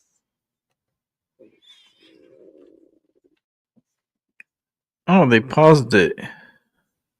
Hey, we didn't get to hear the ending. Oh, because she probably said something about the internet, and it was like, I don't know. I don't know if I let's watch this one. So Charlie Kirk strongly believed in observing the This is 3 Sabbath to months since he refocus on died. what truly matters. It says very, very clearly in the scriptures, for 6 days you shall work, and the 7th day you shall rest. If you are feeling overrun by society, you might be feeling depressed or anxious. Here's just one way that you might be able to improve. Turn your phone off for 1 day. No contact, no social media, no work. Your mental health will improve dramatically. You can hang out with friends, you can go for a walk, but don't work for 1 day. That is a day for worship. That is a day for the Lord. That is a day to go be with God. That is a day to read your Bible and be out of the busyness and the hurriedness and the anger and the noise of this world. Wow. So weeks before Charlie's assassination, he finished what would become his final book, Stop in the Name of God, why honoring the Sabbath will transform your life. And Charlie's precious widow and a friend of ours and CEO of Turning Point USA, Erica Kirk, wrote the foreword, and she joins us now. Erica, I heard last night on Sean's show you said you haven't been able to read the end of the book yet. You're not there yet. I'm not, because there's so many, you only get so many firsts and lasts in your life. Yeah. And so for me, this is one all tied together. It's the first that I'm reading my husband's last and final book that he wrote. And when you finish that, that's the last time you read it. Yeah, well, he wrote. I mean, you in read it the again, end. but it's the last first. Yeah, I loved this that he said. The Sabbath is God's answer to a culture spinning out of control. It is his ancient rhythm of sanity, planted like an anchor in a world swept away by currents of chaos. 6 days we work, build, create, engage. On the 7th day we stop, but not because we're weak. We stop because we're human. We don't rest because we're lazy. We rest because we're obedient. How did y'all do this? Because we were talking, I'd love to do this. No, it's so again, Charlie, he took his time going into this, but he didn't write this because he needed to figure it out. He wrote this because it was already figured out, and he saw, wow, this changed and impacted my life. But I have to tell you something. I've really been praying about this because I feel as if Charlie wrote this book for me. These are his last words written that were on his heart. He finished this in July when we were together as a family. And I can't help but think, when you read this book, he's basically saying, like, I am getting so much noise from everyone. And you guys get this too. I know You get the echo chamber. You get people analyzing everything about you. They think they know everything about you. They know nothing about you. They see you on TV. They think, oh, she's this, she's that. He said this, he said that. And honestly, it's Charlie saying, baby, Eve, just stop. Stop. You don't have to answer to every single person that's accusing you of things or saying that you're doing this or grieving a certain way. Baby, just stop. You know who you page out of his book. If he answered to every single critic and didn't stop and put his phone down and breathe and rest with the Lord, he'd get nothing done. He would not have built Turning Point USA, Turning Point Action. And I read in your book that in Charlie's book, when he said, at first, when Dennis Prager, I guess, played a big role in that. He did. Dennis did. What an unbelievably bright individual, great guy. Dennis is precious. And he said, you got to do this. And he thought, how can I do this with the president calls? He's running Turning Point Action, Turning Point. I got to set up this college tour. If I shut off my phone, how many things wouldn't get done? And then when he shut it down and then put it on, there was only 2 messages. But if you think about it, people, and it's true, though. You're almost like training the people around you to say, hey, this is how life used to be. You left the office at 5. No one could reach you. And then you had a beeper, but like no one could reach you until the next morning. But it's retraining the world. You used to have blue laws. Like it's retraining the world to say, okay, at 5 o'clock, unless it's an emergency, give me a phone call. I'm not going to respond to your text message. I'm with my babies. I'm putting the kids to bed. I'm spending time with my husband. I'm fixing the generational gap because I want to be able to show that's how it should be. Rest and importance. You're a priority, not my office. Erica, Charlie and I, we're from the same generation of young conservative, you as well. And there's a list of people that are there in the movement waiting for who's going to be the next leader of the movement, who's going to get these young. Do you feel like these were the words that were almost prophetic in the sense of 100%. He left these as like a guide for the movement? 100%. Lawrence, you're absolutely right. And you know it too. You can have all the political stances that you want. You can be able to make all the different strategy and political moves that you want. But at the end of the day, when it's all said and done, we are human. Right. We are so fragile and we are human. We are not machines. So if you think that you're going to just be so productive and so busy because you're getting your to-do list done, what are you actually doing? No, you're just one of 1,000 in a million. If you really want to be used in a way that is so profound to change this world, you have to press pause and you have to be able to listen to the Lord, listen from the Lord, be able to have people around you that will pour into you, that will mentor you, that will love on you, and say, you know what? This world that's so noisy right now, go ahead and keep talking. I'm taking a pause because I need to know who I need to be as a leader in order to lead. I can't just keep following down this path and expect to be able to make a difference with the youth. Yeah, Erica, I cannot imagine what you're going through. You found the love of your life, and that's the goal for all of us, right? I know. You did, and he was taken so early.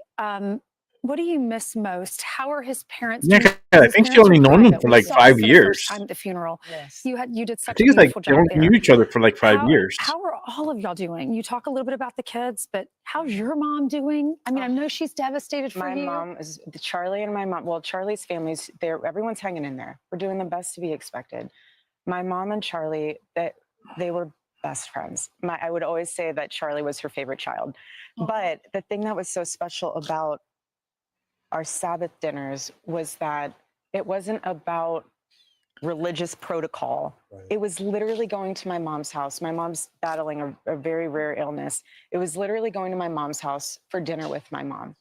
It was, again, bridging that generational gap where my kids don't have phones. They're not looking at iPads. They're not looking at screens. We're sitting together and we're talking and we're loving on each other. How was your week? What were your wins? What are you grateful for? We went around the table and talked about that.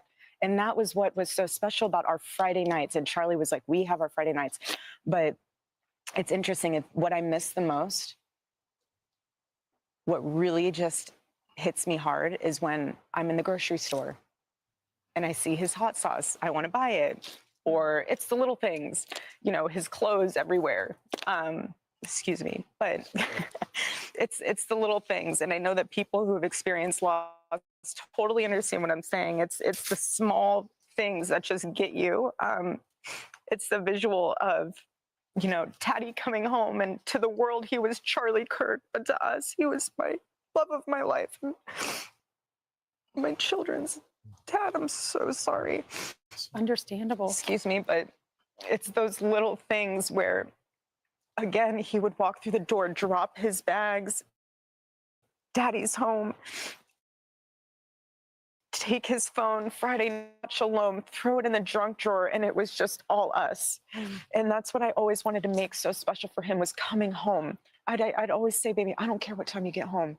Home is here for you. your food will never be cold. It might sit out for a little bit, but I'll reheat it. It's fine. And I just want to encourage spouses, don't get mad. It's so easy. Don't do it. Here's an excerpt from the forward in your book. You write this: I knew Charlie so deeply in a way no one could. That is why I can say with certainty, these pages are not theory for him. They are testimony. The words you hold in your hands were the convictions he lived by that were written on his heart. Looking back now, I see the book as one of Charlie's most enduring gifts to the world. He did not know how brief his time on earth would be. None of us did. But the truths written in this book are not bound by time. They will outlive us all, as will the legacy of his faith. And in the book, he goes into details about the Bible. Yes, he does. He does. It's really powerful. He became a subject matter expert, if you will. We have 50 plus books on our bookshelf about the Sabbath, and he spent a lot of time talking to Dennis Prager about this. He learned as much as he could, and again, he implemented it in his life because he knew that it was something that would. Communication is everything, and so when he was on campus, he knew talking to people was very important, especially the youth. We don't communicate with each other anymore. So something as simple as talking goes viral because no one talks. The miscommunication is out of control. And so he was so good at communicating and understanding and bridging that gap. And for him, this book was one of those moments where, okay, if you have communication mixed in with people, turning off the noise and the chatter and actually resetting and rehumanizing, putting those together is a beautiful symphony of how this country can heal. And he knew that, and that's why he wanted to share it with everybody. Eric, I want to show you a moment because you were just talking about your kids. Yes. And the last Kirk to sit there was actually Charlie Kirk when he came to fill in. Here's this beautiful moment of your daughter running in to see her father. Oh, I Let's remember play after it. the show, right? Mm-hmm.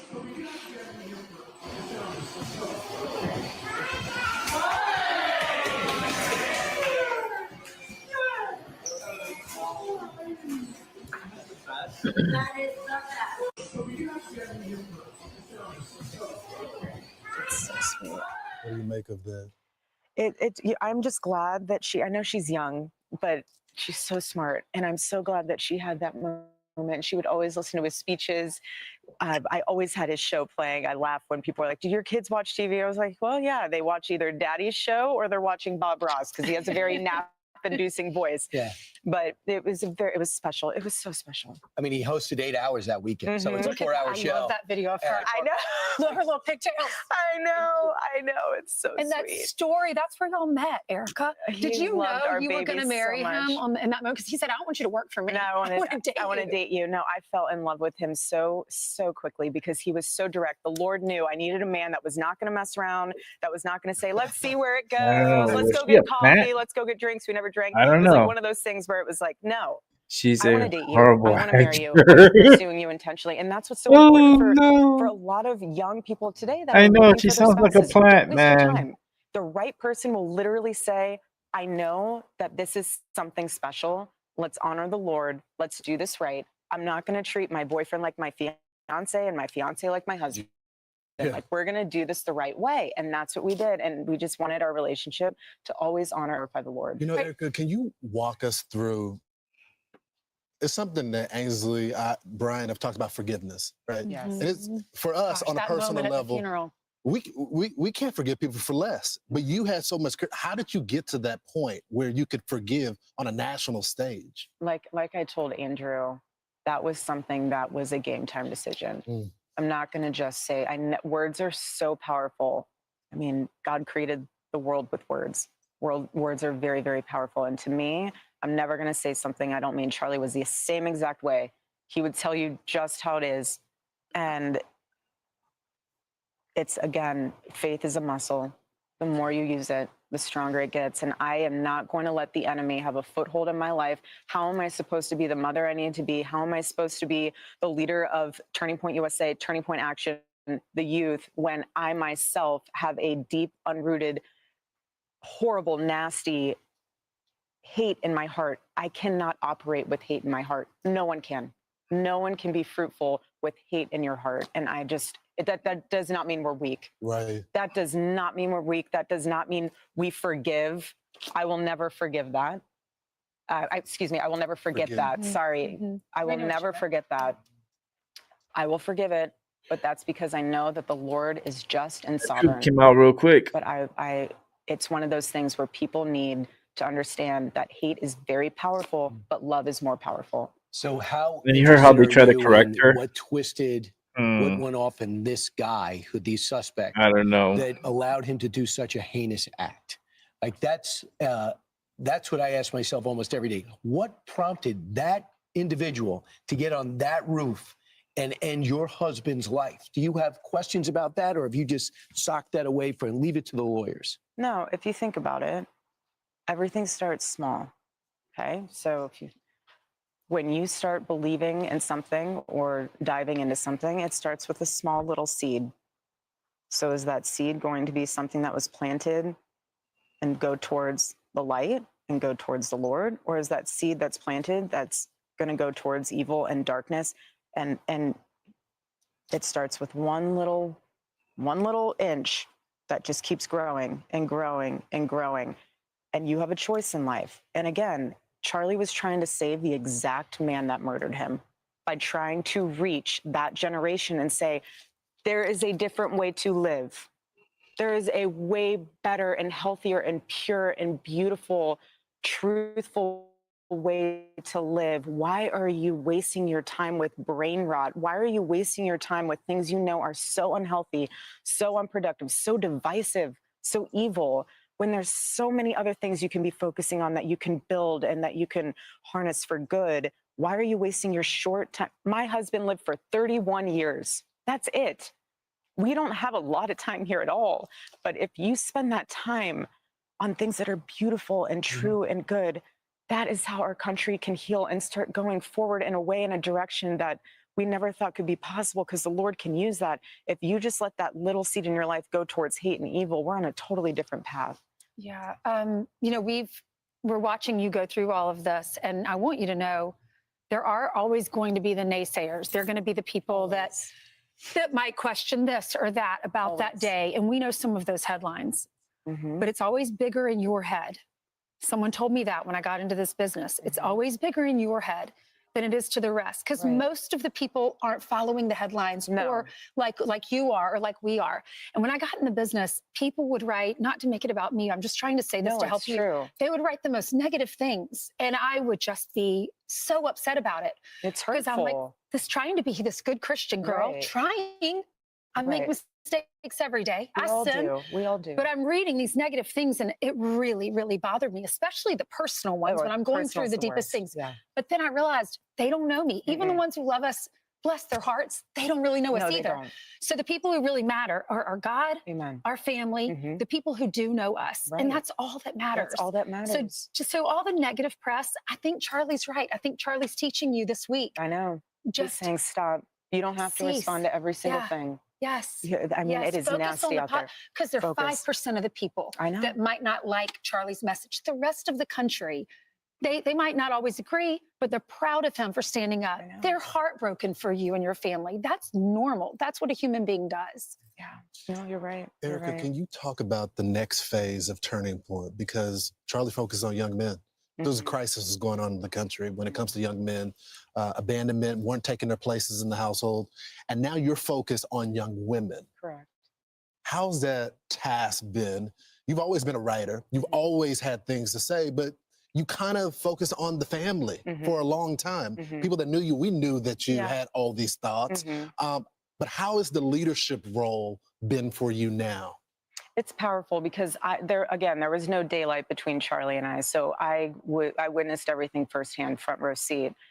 Charlie did have a phenomenal way of communicating with the young men of Gen Z and millennials. Actually, honestly, every generation, to be quite frank.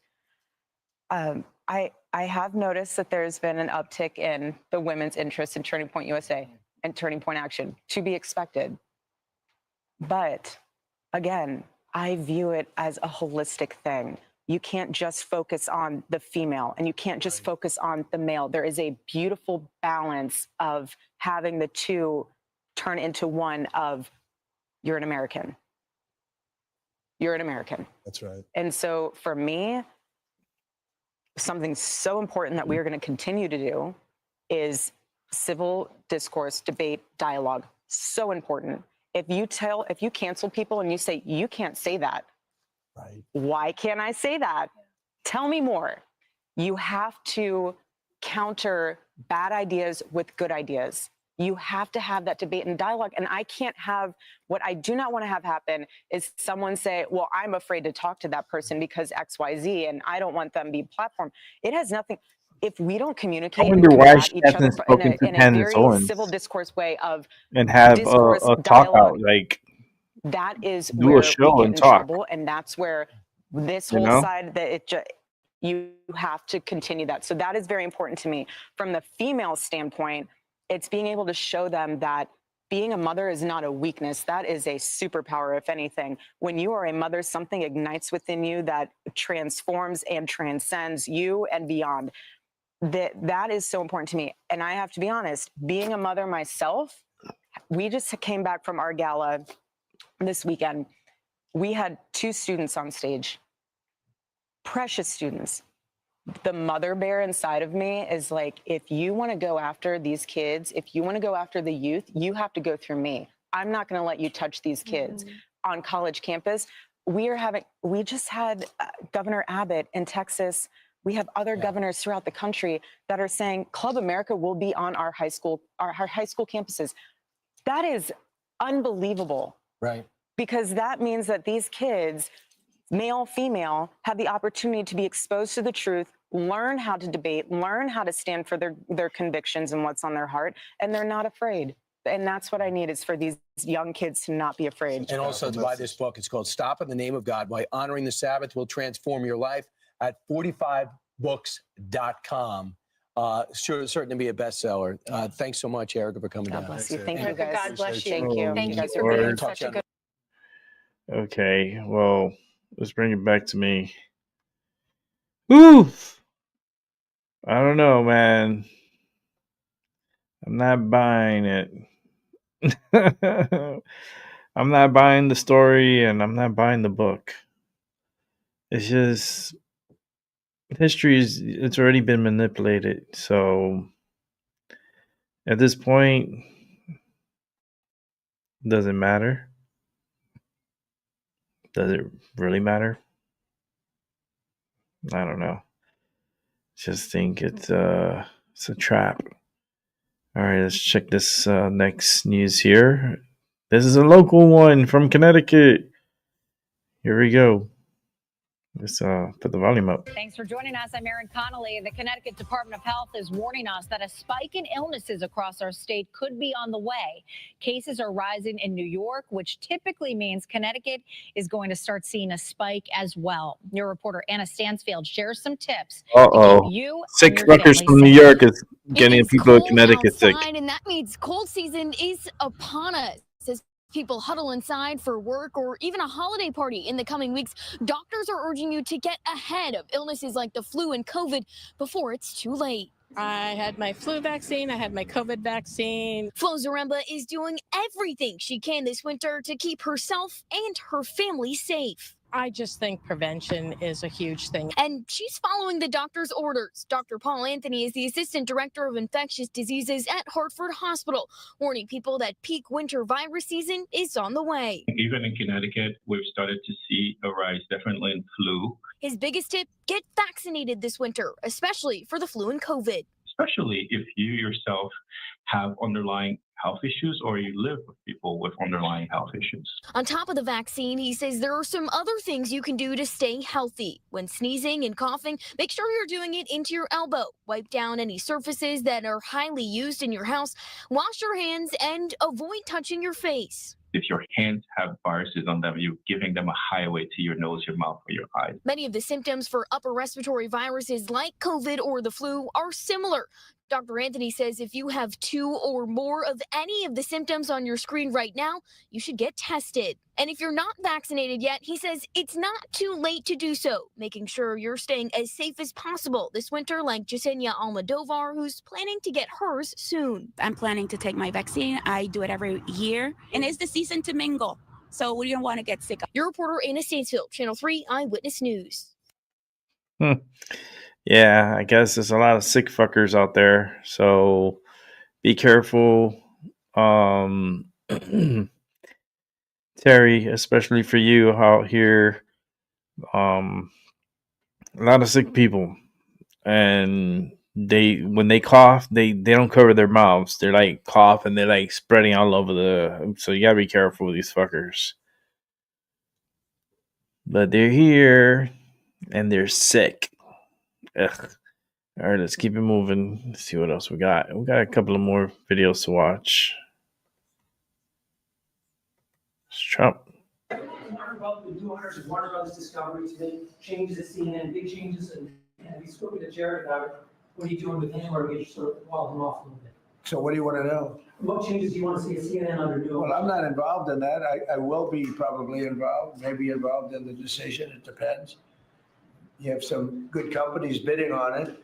I think the people that have run CNN for the last long period of time are a disgrace. I think it's imperative that CNN be sold, because you certainly wouldn't want to put people, just leave those people with some money, good money, and CNN, so that, you know, they can spend even more money spreading poison, because it's lies.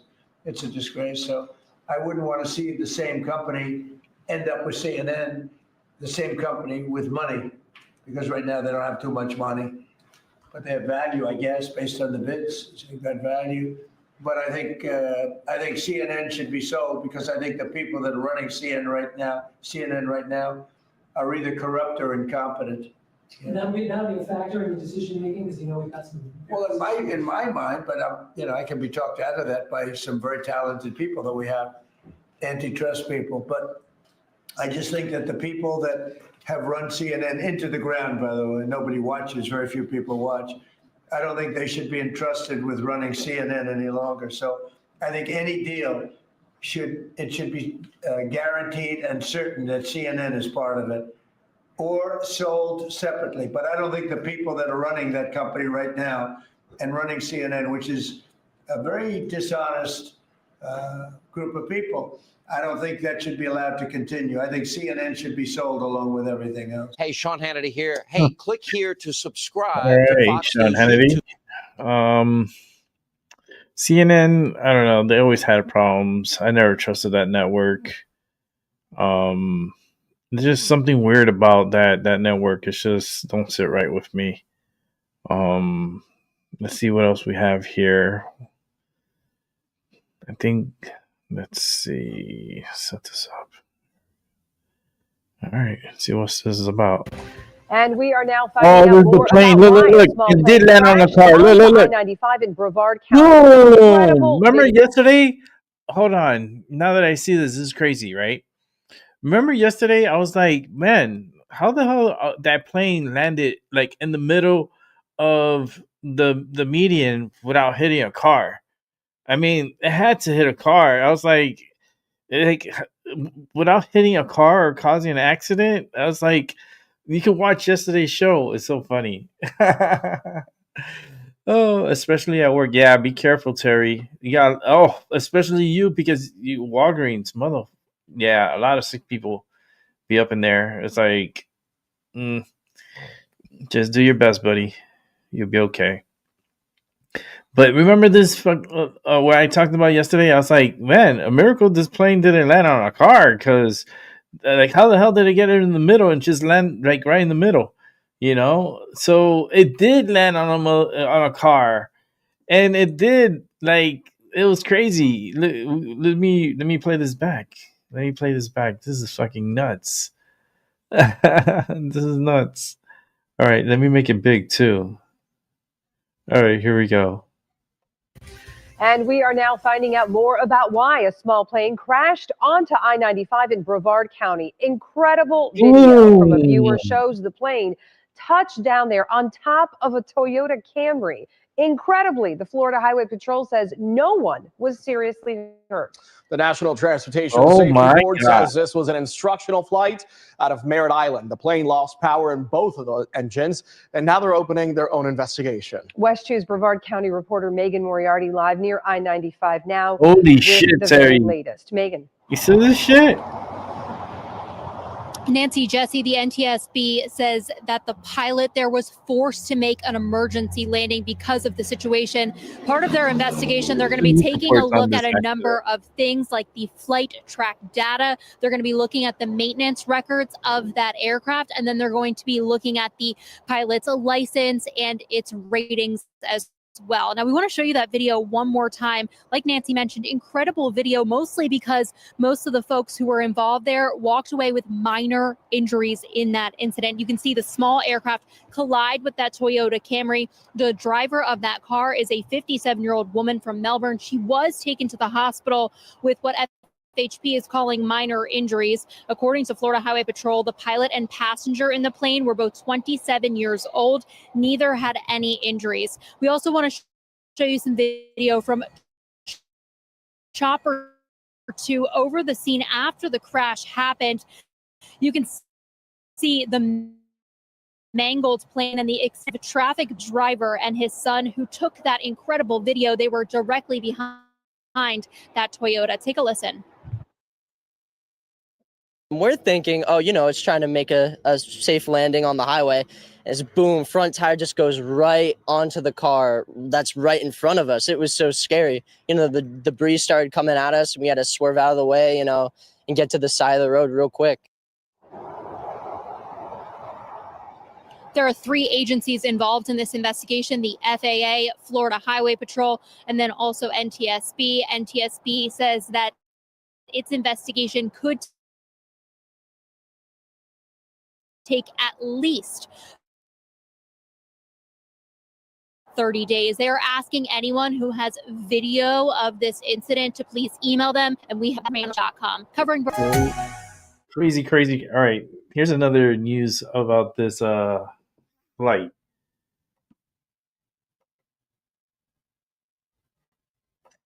A couple pulls a woman out of her car after it was hit by an airplane. Thanks for joining us. I'm John Brown. Good evening. I'm Luann Sorrell. They were on their way to the airport when I-95 turned into a runway for this plane. Fox 35's Esther Bauer spoke to those Good Samaritans. One of the first people on scene after this crash were 2 local pastors from Melbourne. They tell me they are pretty used to seeing miracles pretty frequently, but weren't expecting to see one unfold right before their eyes on I-95. Running into chaos to save a woman in distress. That's what the Wigleys did on Monday night. We were there before police officers in the sheriff department. And so my wife actually was the hero here. Annie Wigley rushed to the side of this car after it was hit by the plane to pull the woman behind the wheel out. Annie even dodged traffic to do it. Let's go. We got to see if somebody is hurt. So we run across the street. It was almost like, I don't know, the Holy Spirit stopped the traffic because, cars was coming, but it seemed like it stopped, let us across. Just know God is good. Pastor Bernard Wigley filmed the chaotic crash aftermath, but knows things could have been much, much worse. That could have been total destruction. That could have been 12 to 15 cars. There could have been a fire from the fuel of the plane, cars inflamed, in total chaos, like something you see in a movie. Florida Highway Patrol says the driver was taken to the hospital with minor injuries. At first, the driver didn't even know what hit her. She was completely like in a daze, like she didn't know what had happened. She knew she was in an accident, but she thought it was a semi-truck that hit her. No other vehicles were hit on the interstate, and the 2 pilots in the plane also survived and weren't hurt. It was just a scary moment, but God kept us grounded, both of us. And we didn't see what we expected to see, which was somebody that was unconscious or bleeding. So that was a miracle in itself. These pastors believe in miracles and the power of prayer. We're pastors, so we normally pray always before we leave. And that's what they were doing right before the crash on the interstate. And they know God intervened. I knew it was God that saved her. Absolutely. Even the 2 pilots that was in the plane, for them to have landed and only hit the one car, I knew God was in control. And the victim in this crash was taken to Vieira Hospital. Still no word whether or not she is there after the incident. The FAA is leading the investigation into this crash and why the plane went down in the first place. Reporting in Melbourne, Esther Bauer, Fox 35 News. Yeah, that's crazy. The way this plane just fell. Like, I saw the video. Maybe this video has a clear. I think this one too. Rather than your post. Like, bro, I have Yes. chops, I swear. Oh my goodness. Swear. Oh my goodness. At least the kid didn't curse. I did. Oh my goodness. Oh my goodness. Oh my goodness. Oh my goodness. Oh my goodness. Oh my goodness. Oh my goodness. A plane just crashed onto a highway. On a highway. Right in front of us. Holy wow. They look like they're okay. Wow. I'm not even joking. A small plane just It crashed. looks like there's a police right there too. You see the police? You have it on video. Oh my goodness. Steven, I'm Look gonna, at blue light. I'm That police? gonna have to call you back, Steven. Oh, there's a plane. There's a truck right there. I'll talk to you. Yeah, bye. I cannot believe my eyes. Have chops, I swear. What is it? Oh my Wow. goodness. Oh my goodness. Yeah, land on top of the car. Oh my goodness. Oh my goodness. Oh my goodness. Oh my goodness. Oh my goodness. Oh my goodness. Oh my goodness. A plane just crashed onto a highway. On a highway. Right We're in gonna front pull of off, us. and we're gonna- Holy wow. They look like they're okay. Wow. I'm not even joking. A small plane just crashed onto a car in the highway. And I have it on my. You have it on video. Oh my goodness. Oh wow. Steven, I'm gonna call 911. I'm gonna have to call you back, Steven. Oh, there's a plane. There's a truck right there. I'll talk to you. Yeah, bye. I cannot believe my eyes. Wow. That is first. Holy shit. At least they survived the plane crash. At least the driver of the freaking Toyota, I don't think she's seriously hurt or anything, but I'm pretty sure she's emotionally fucked in the head. I would be. That's I always say, like, man, one of these days these little planes are gonna land on the top of a car. You know, because they fly, like here in Connecticut, they're always testing and they're flying, and you can tell that their instructors teaching the students on how to fly. And I'm like, man, one of these days, these motherfuckers are gonna just land around this motherfucking highway. and it happened in Florida. Look at that, Melbourne, Florida. What a way to freaking wrap up the show, because I'm gonna be getting off of here. My neck and my back is killing me. It's been raining, so I haven't been feeling so good. And I'm gonna get tidied up for tonight, get ready for tomorrow. Tomorrow's Tyson, so that'll be a cool show for you guys to come and show up and watch. See when Tyson comes through tomorrow. And yeah, let's call it an early night.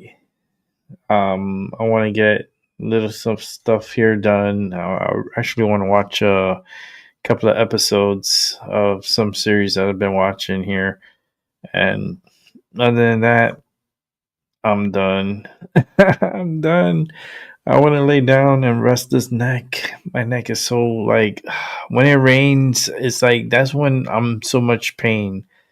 The rain brings me pain, but the snow doesn't. The snow is like it's a different animal. It's like it feels good. I love when it snows, and like when it's heavy snow and it just, yeah, it feels good. But the rain, it doesn't. It hurts my neck, my back, my everything starts hurting, and I feel like shit. I gotta take my medicine, and that's it. Call it a night, and come back tomorrow and do it all over again. But with Tyson, let's see if anything's breaking. I was seeing there's another video. I mean, there is a Benny Johnson that I would like to watch. How long is it? 9 minutes. Okay, I guess we could watch this Benny Johnson. I think Tyson's coming out with a video soon. So if he uploads, we could probably end the night watching his whatever he uploads.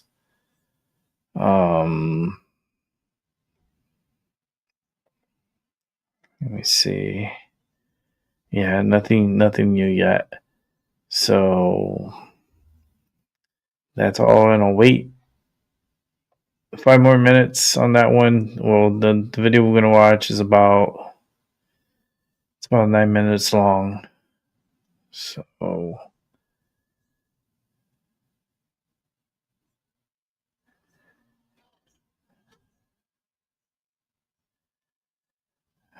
Lord, let's see. There's so much things going on.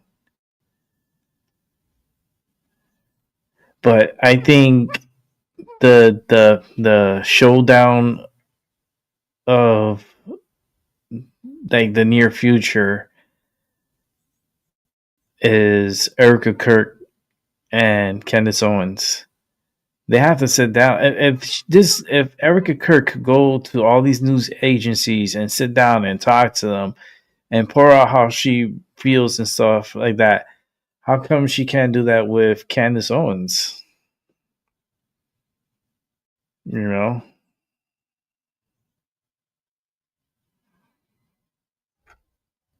I don't know. It's just weird. All right, let's watch this Benny Johnson. But that was fucking crazy, landing on the fucking top of that car.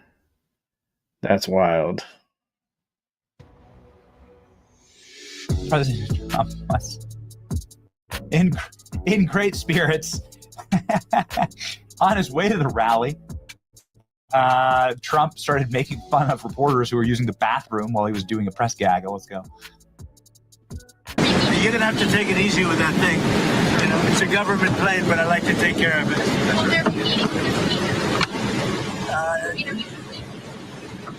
Hello. Somebody's in there. Come on out. Yeah. Covered some weighty topics on the show. A lot of people wanting to take the lightness of the Christmas season and make it dark, and we're trying our very best to bring light. The ornaments are all for President Trump. Hilarious at the rally. Trump going off script on Ilhan Omar, causing absolute meltdowns at the rally. Let's go. I think open borders are great. You know, where prisons are emptied into our country, right? Where we have people from all over the world being dumped into our country. The people that aren't wanted in their countries, by the way. I think that's a great, like Somalia. Welcome.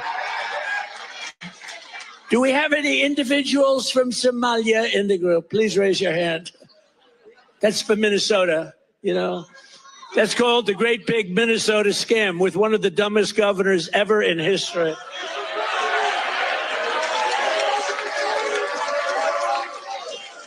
I love this Ilhan Omar, whatever the hell her name is, with the little turban.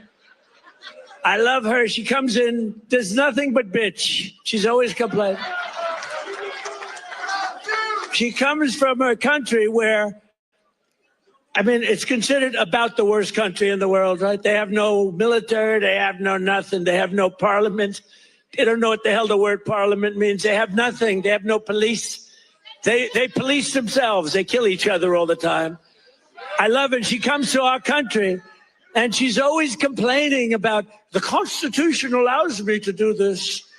We ought to get her the hell out. She married her brother in order to get in, right? She married her brother. Can you imagine if Donald Trump married his sister? Beautiful. She's a beautiful person. If I married my sister to get my citizenship, do you think I'd last for about 2 hours, or would it be something less than that? She married her brother to get in. Therefore, she's here illegally. She should get the hell out. Throw her the hell out. She does nothing but complain.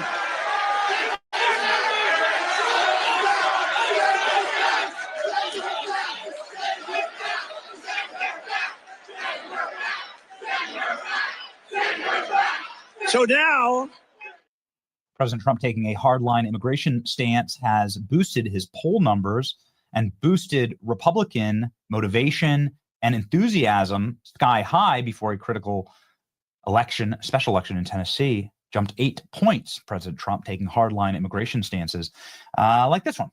Here we go. Trump is back to saying, not behind the scenes. Now he's just saying it in front of the scenes to prove how much this country has changed in a short 5 or 6 years. Shithole countries.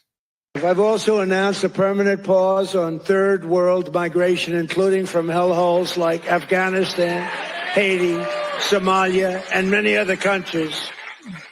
Damn.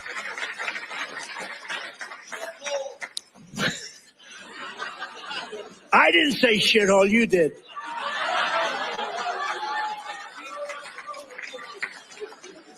Remember I said that to the senators that came in?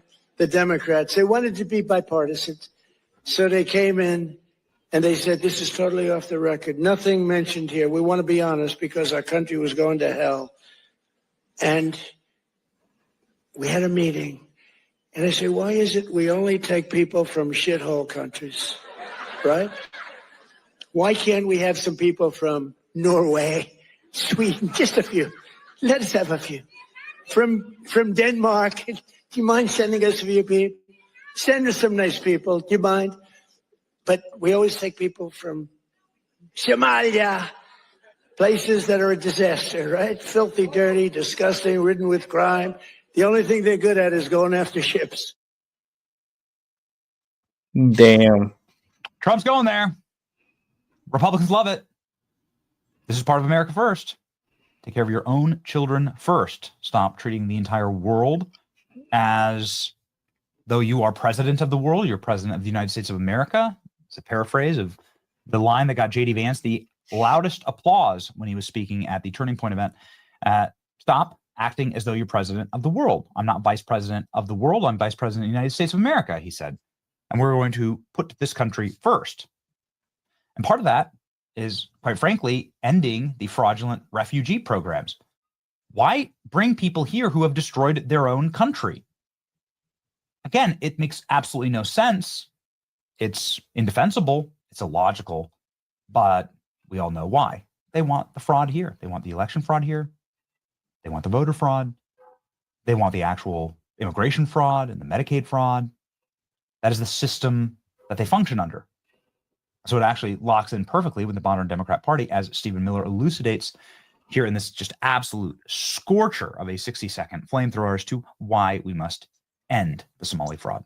Not only is the first generation unsuccessful, again, Somalia is a clear example here. Not only is the first generation unsuccessful, but you see persistent issues in every subsequent generation. So you see consistent high rates of welfare use, consistent high rates of criminal activity, consistent failures to assimilate. But this shouldn't be a surprise, Will. It's just common sense. If Somalians cannot make Somalia successful, why would we think that the track record would be any different in the United States? Go third world country by third world country. No one's saying, look, there are people all over the world that are great people. But you look at the society. If Libya keeps failing, if the Central African Republic keeps failing, if Somalia keeps failing, right? If these societies all over the world continue to fail, you have to ask yourself, if you bring those societies into our country and then give them unlimited free welfare, what do we think is going to happen? You're going to replicate the conditions that they left over and over and over again. And we mask the impact of immigration in every public policy issue we discuss. We talk about test scores. Well, if you subtract immigration out of test scores, all of a sudden our test scores skyrocket. If you subtract immigration out of healthcare, all of a sudden, we don't have nearly the size of the healthcare challenges our country faces. If you subtract immigration out of public safety, all of a sudden, we don't have violent crime in so many of our cities. Issue after issue, we talk about these things that they just happen to us. The schools just suddenly fail. Violent crime just suddenly explodes. The deficit just suddenly skyrockets. These are a result of social policy choices that we made through immigration. Just a freaking barn burner. Make sure that one's in the shorts list today. Man, that is just a barn burner. It's so true. We caught a lot of flack saying, yeah, everything in this country gets worse with immigration. Everything in this country can be solved. All of the things that ameliorate your days, from traffic to bad schools to high prices to crippling home prices, all of the things that annoy you during the day are a result of 30 million plus criminal aliens being here, parasitically using our resources, depleting what is rightfully yours as an American, and making your life worse. We must have these policies. Yeah, I mean,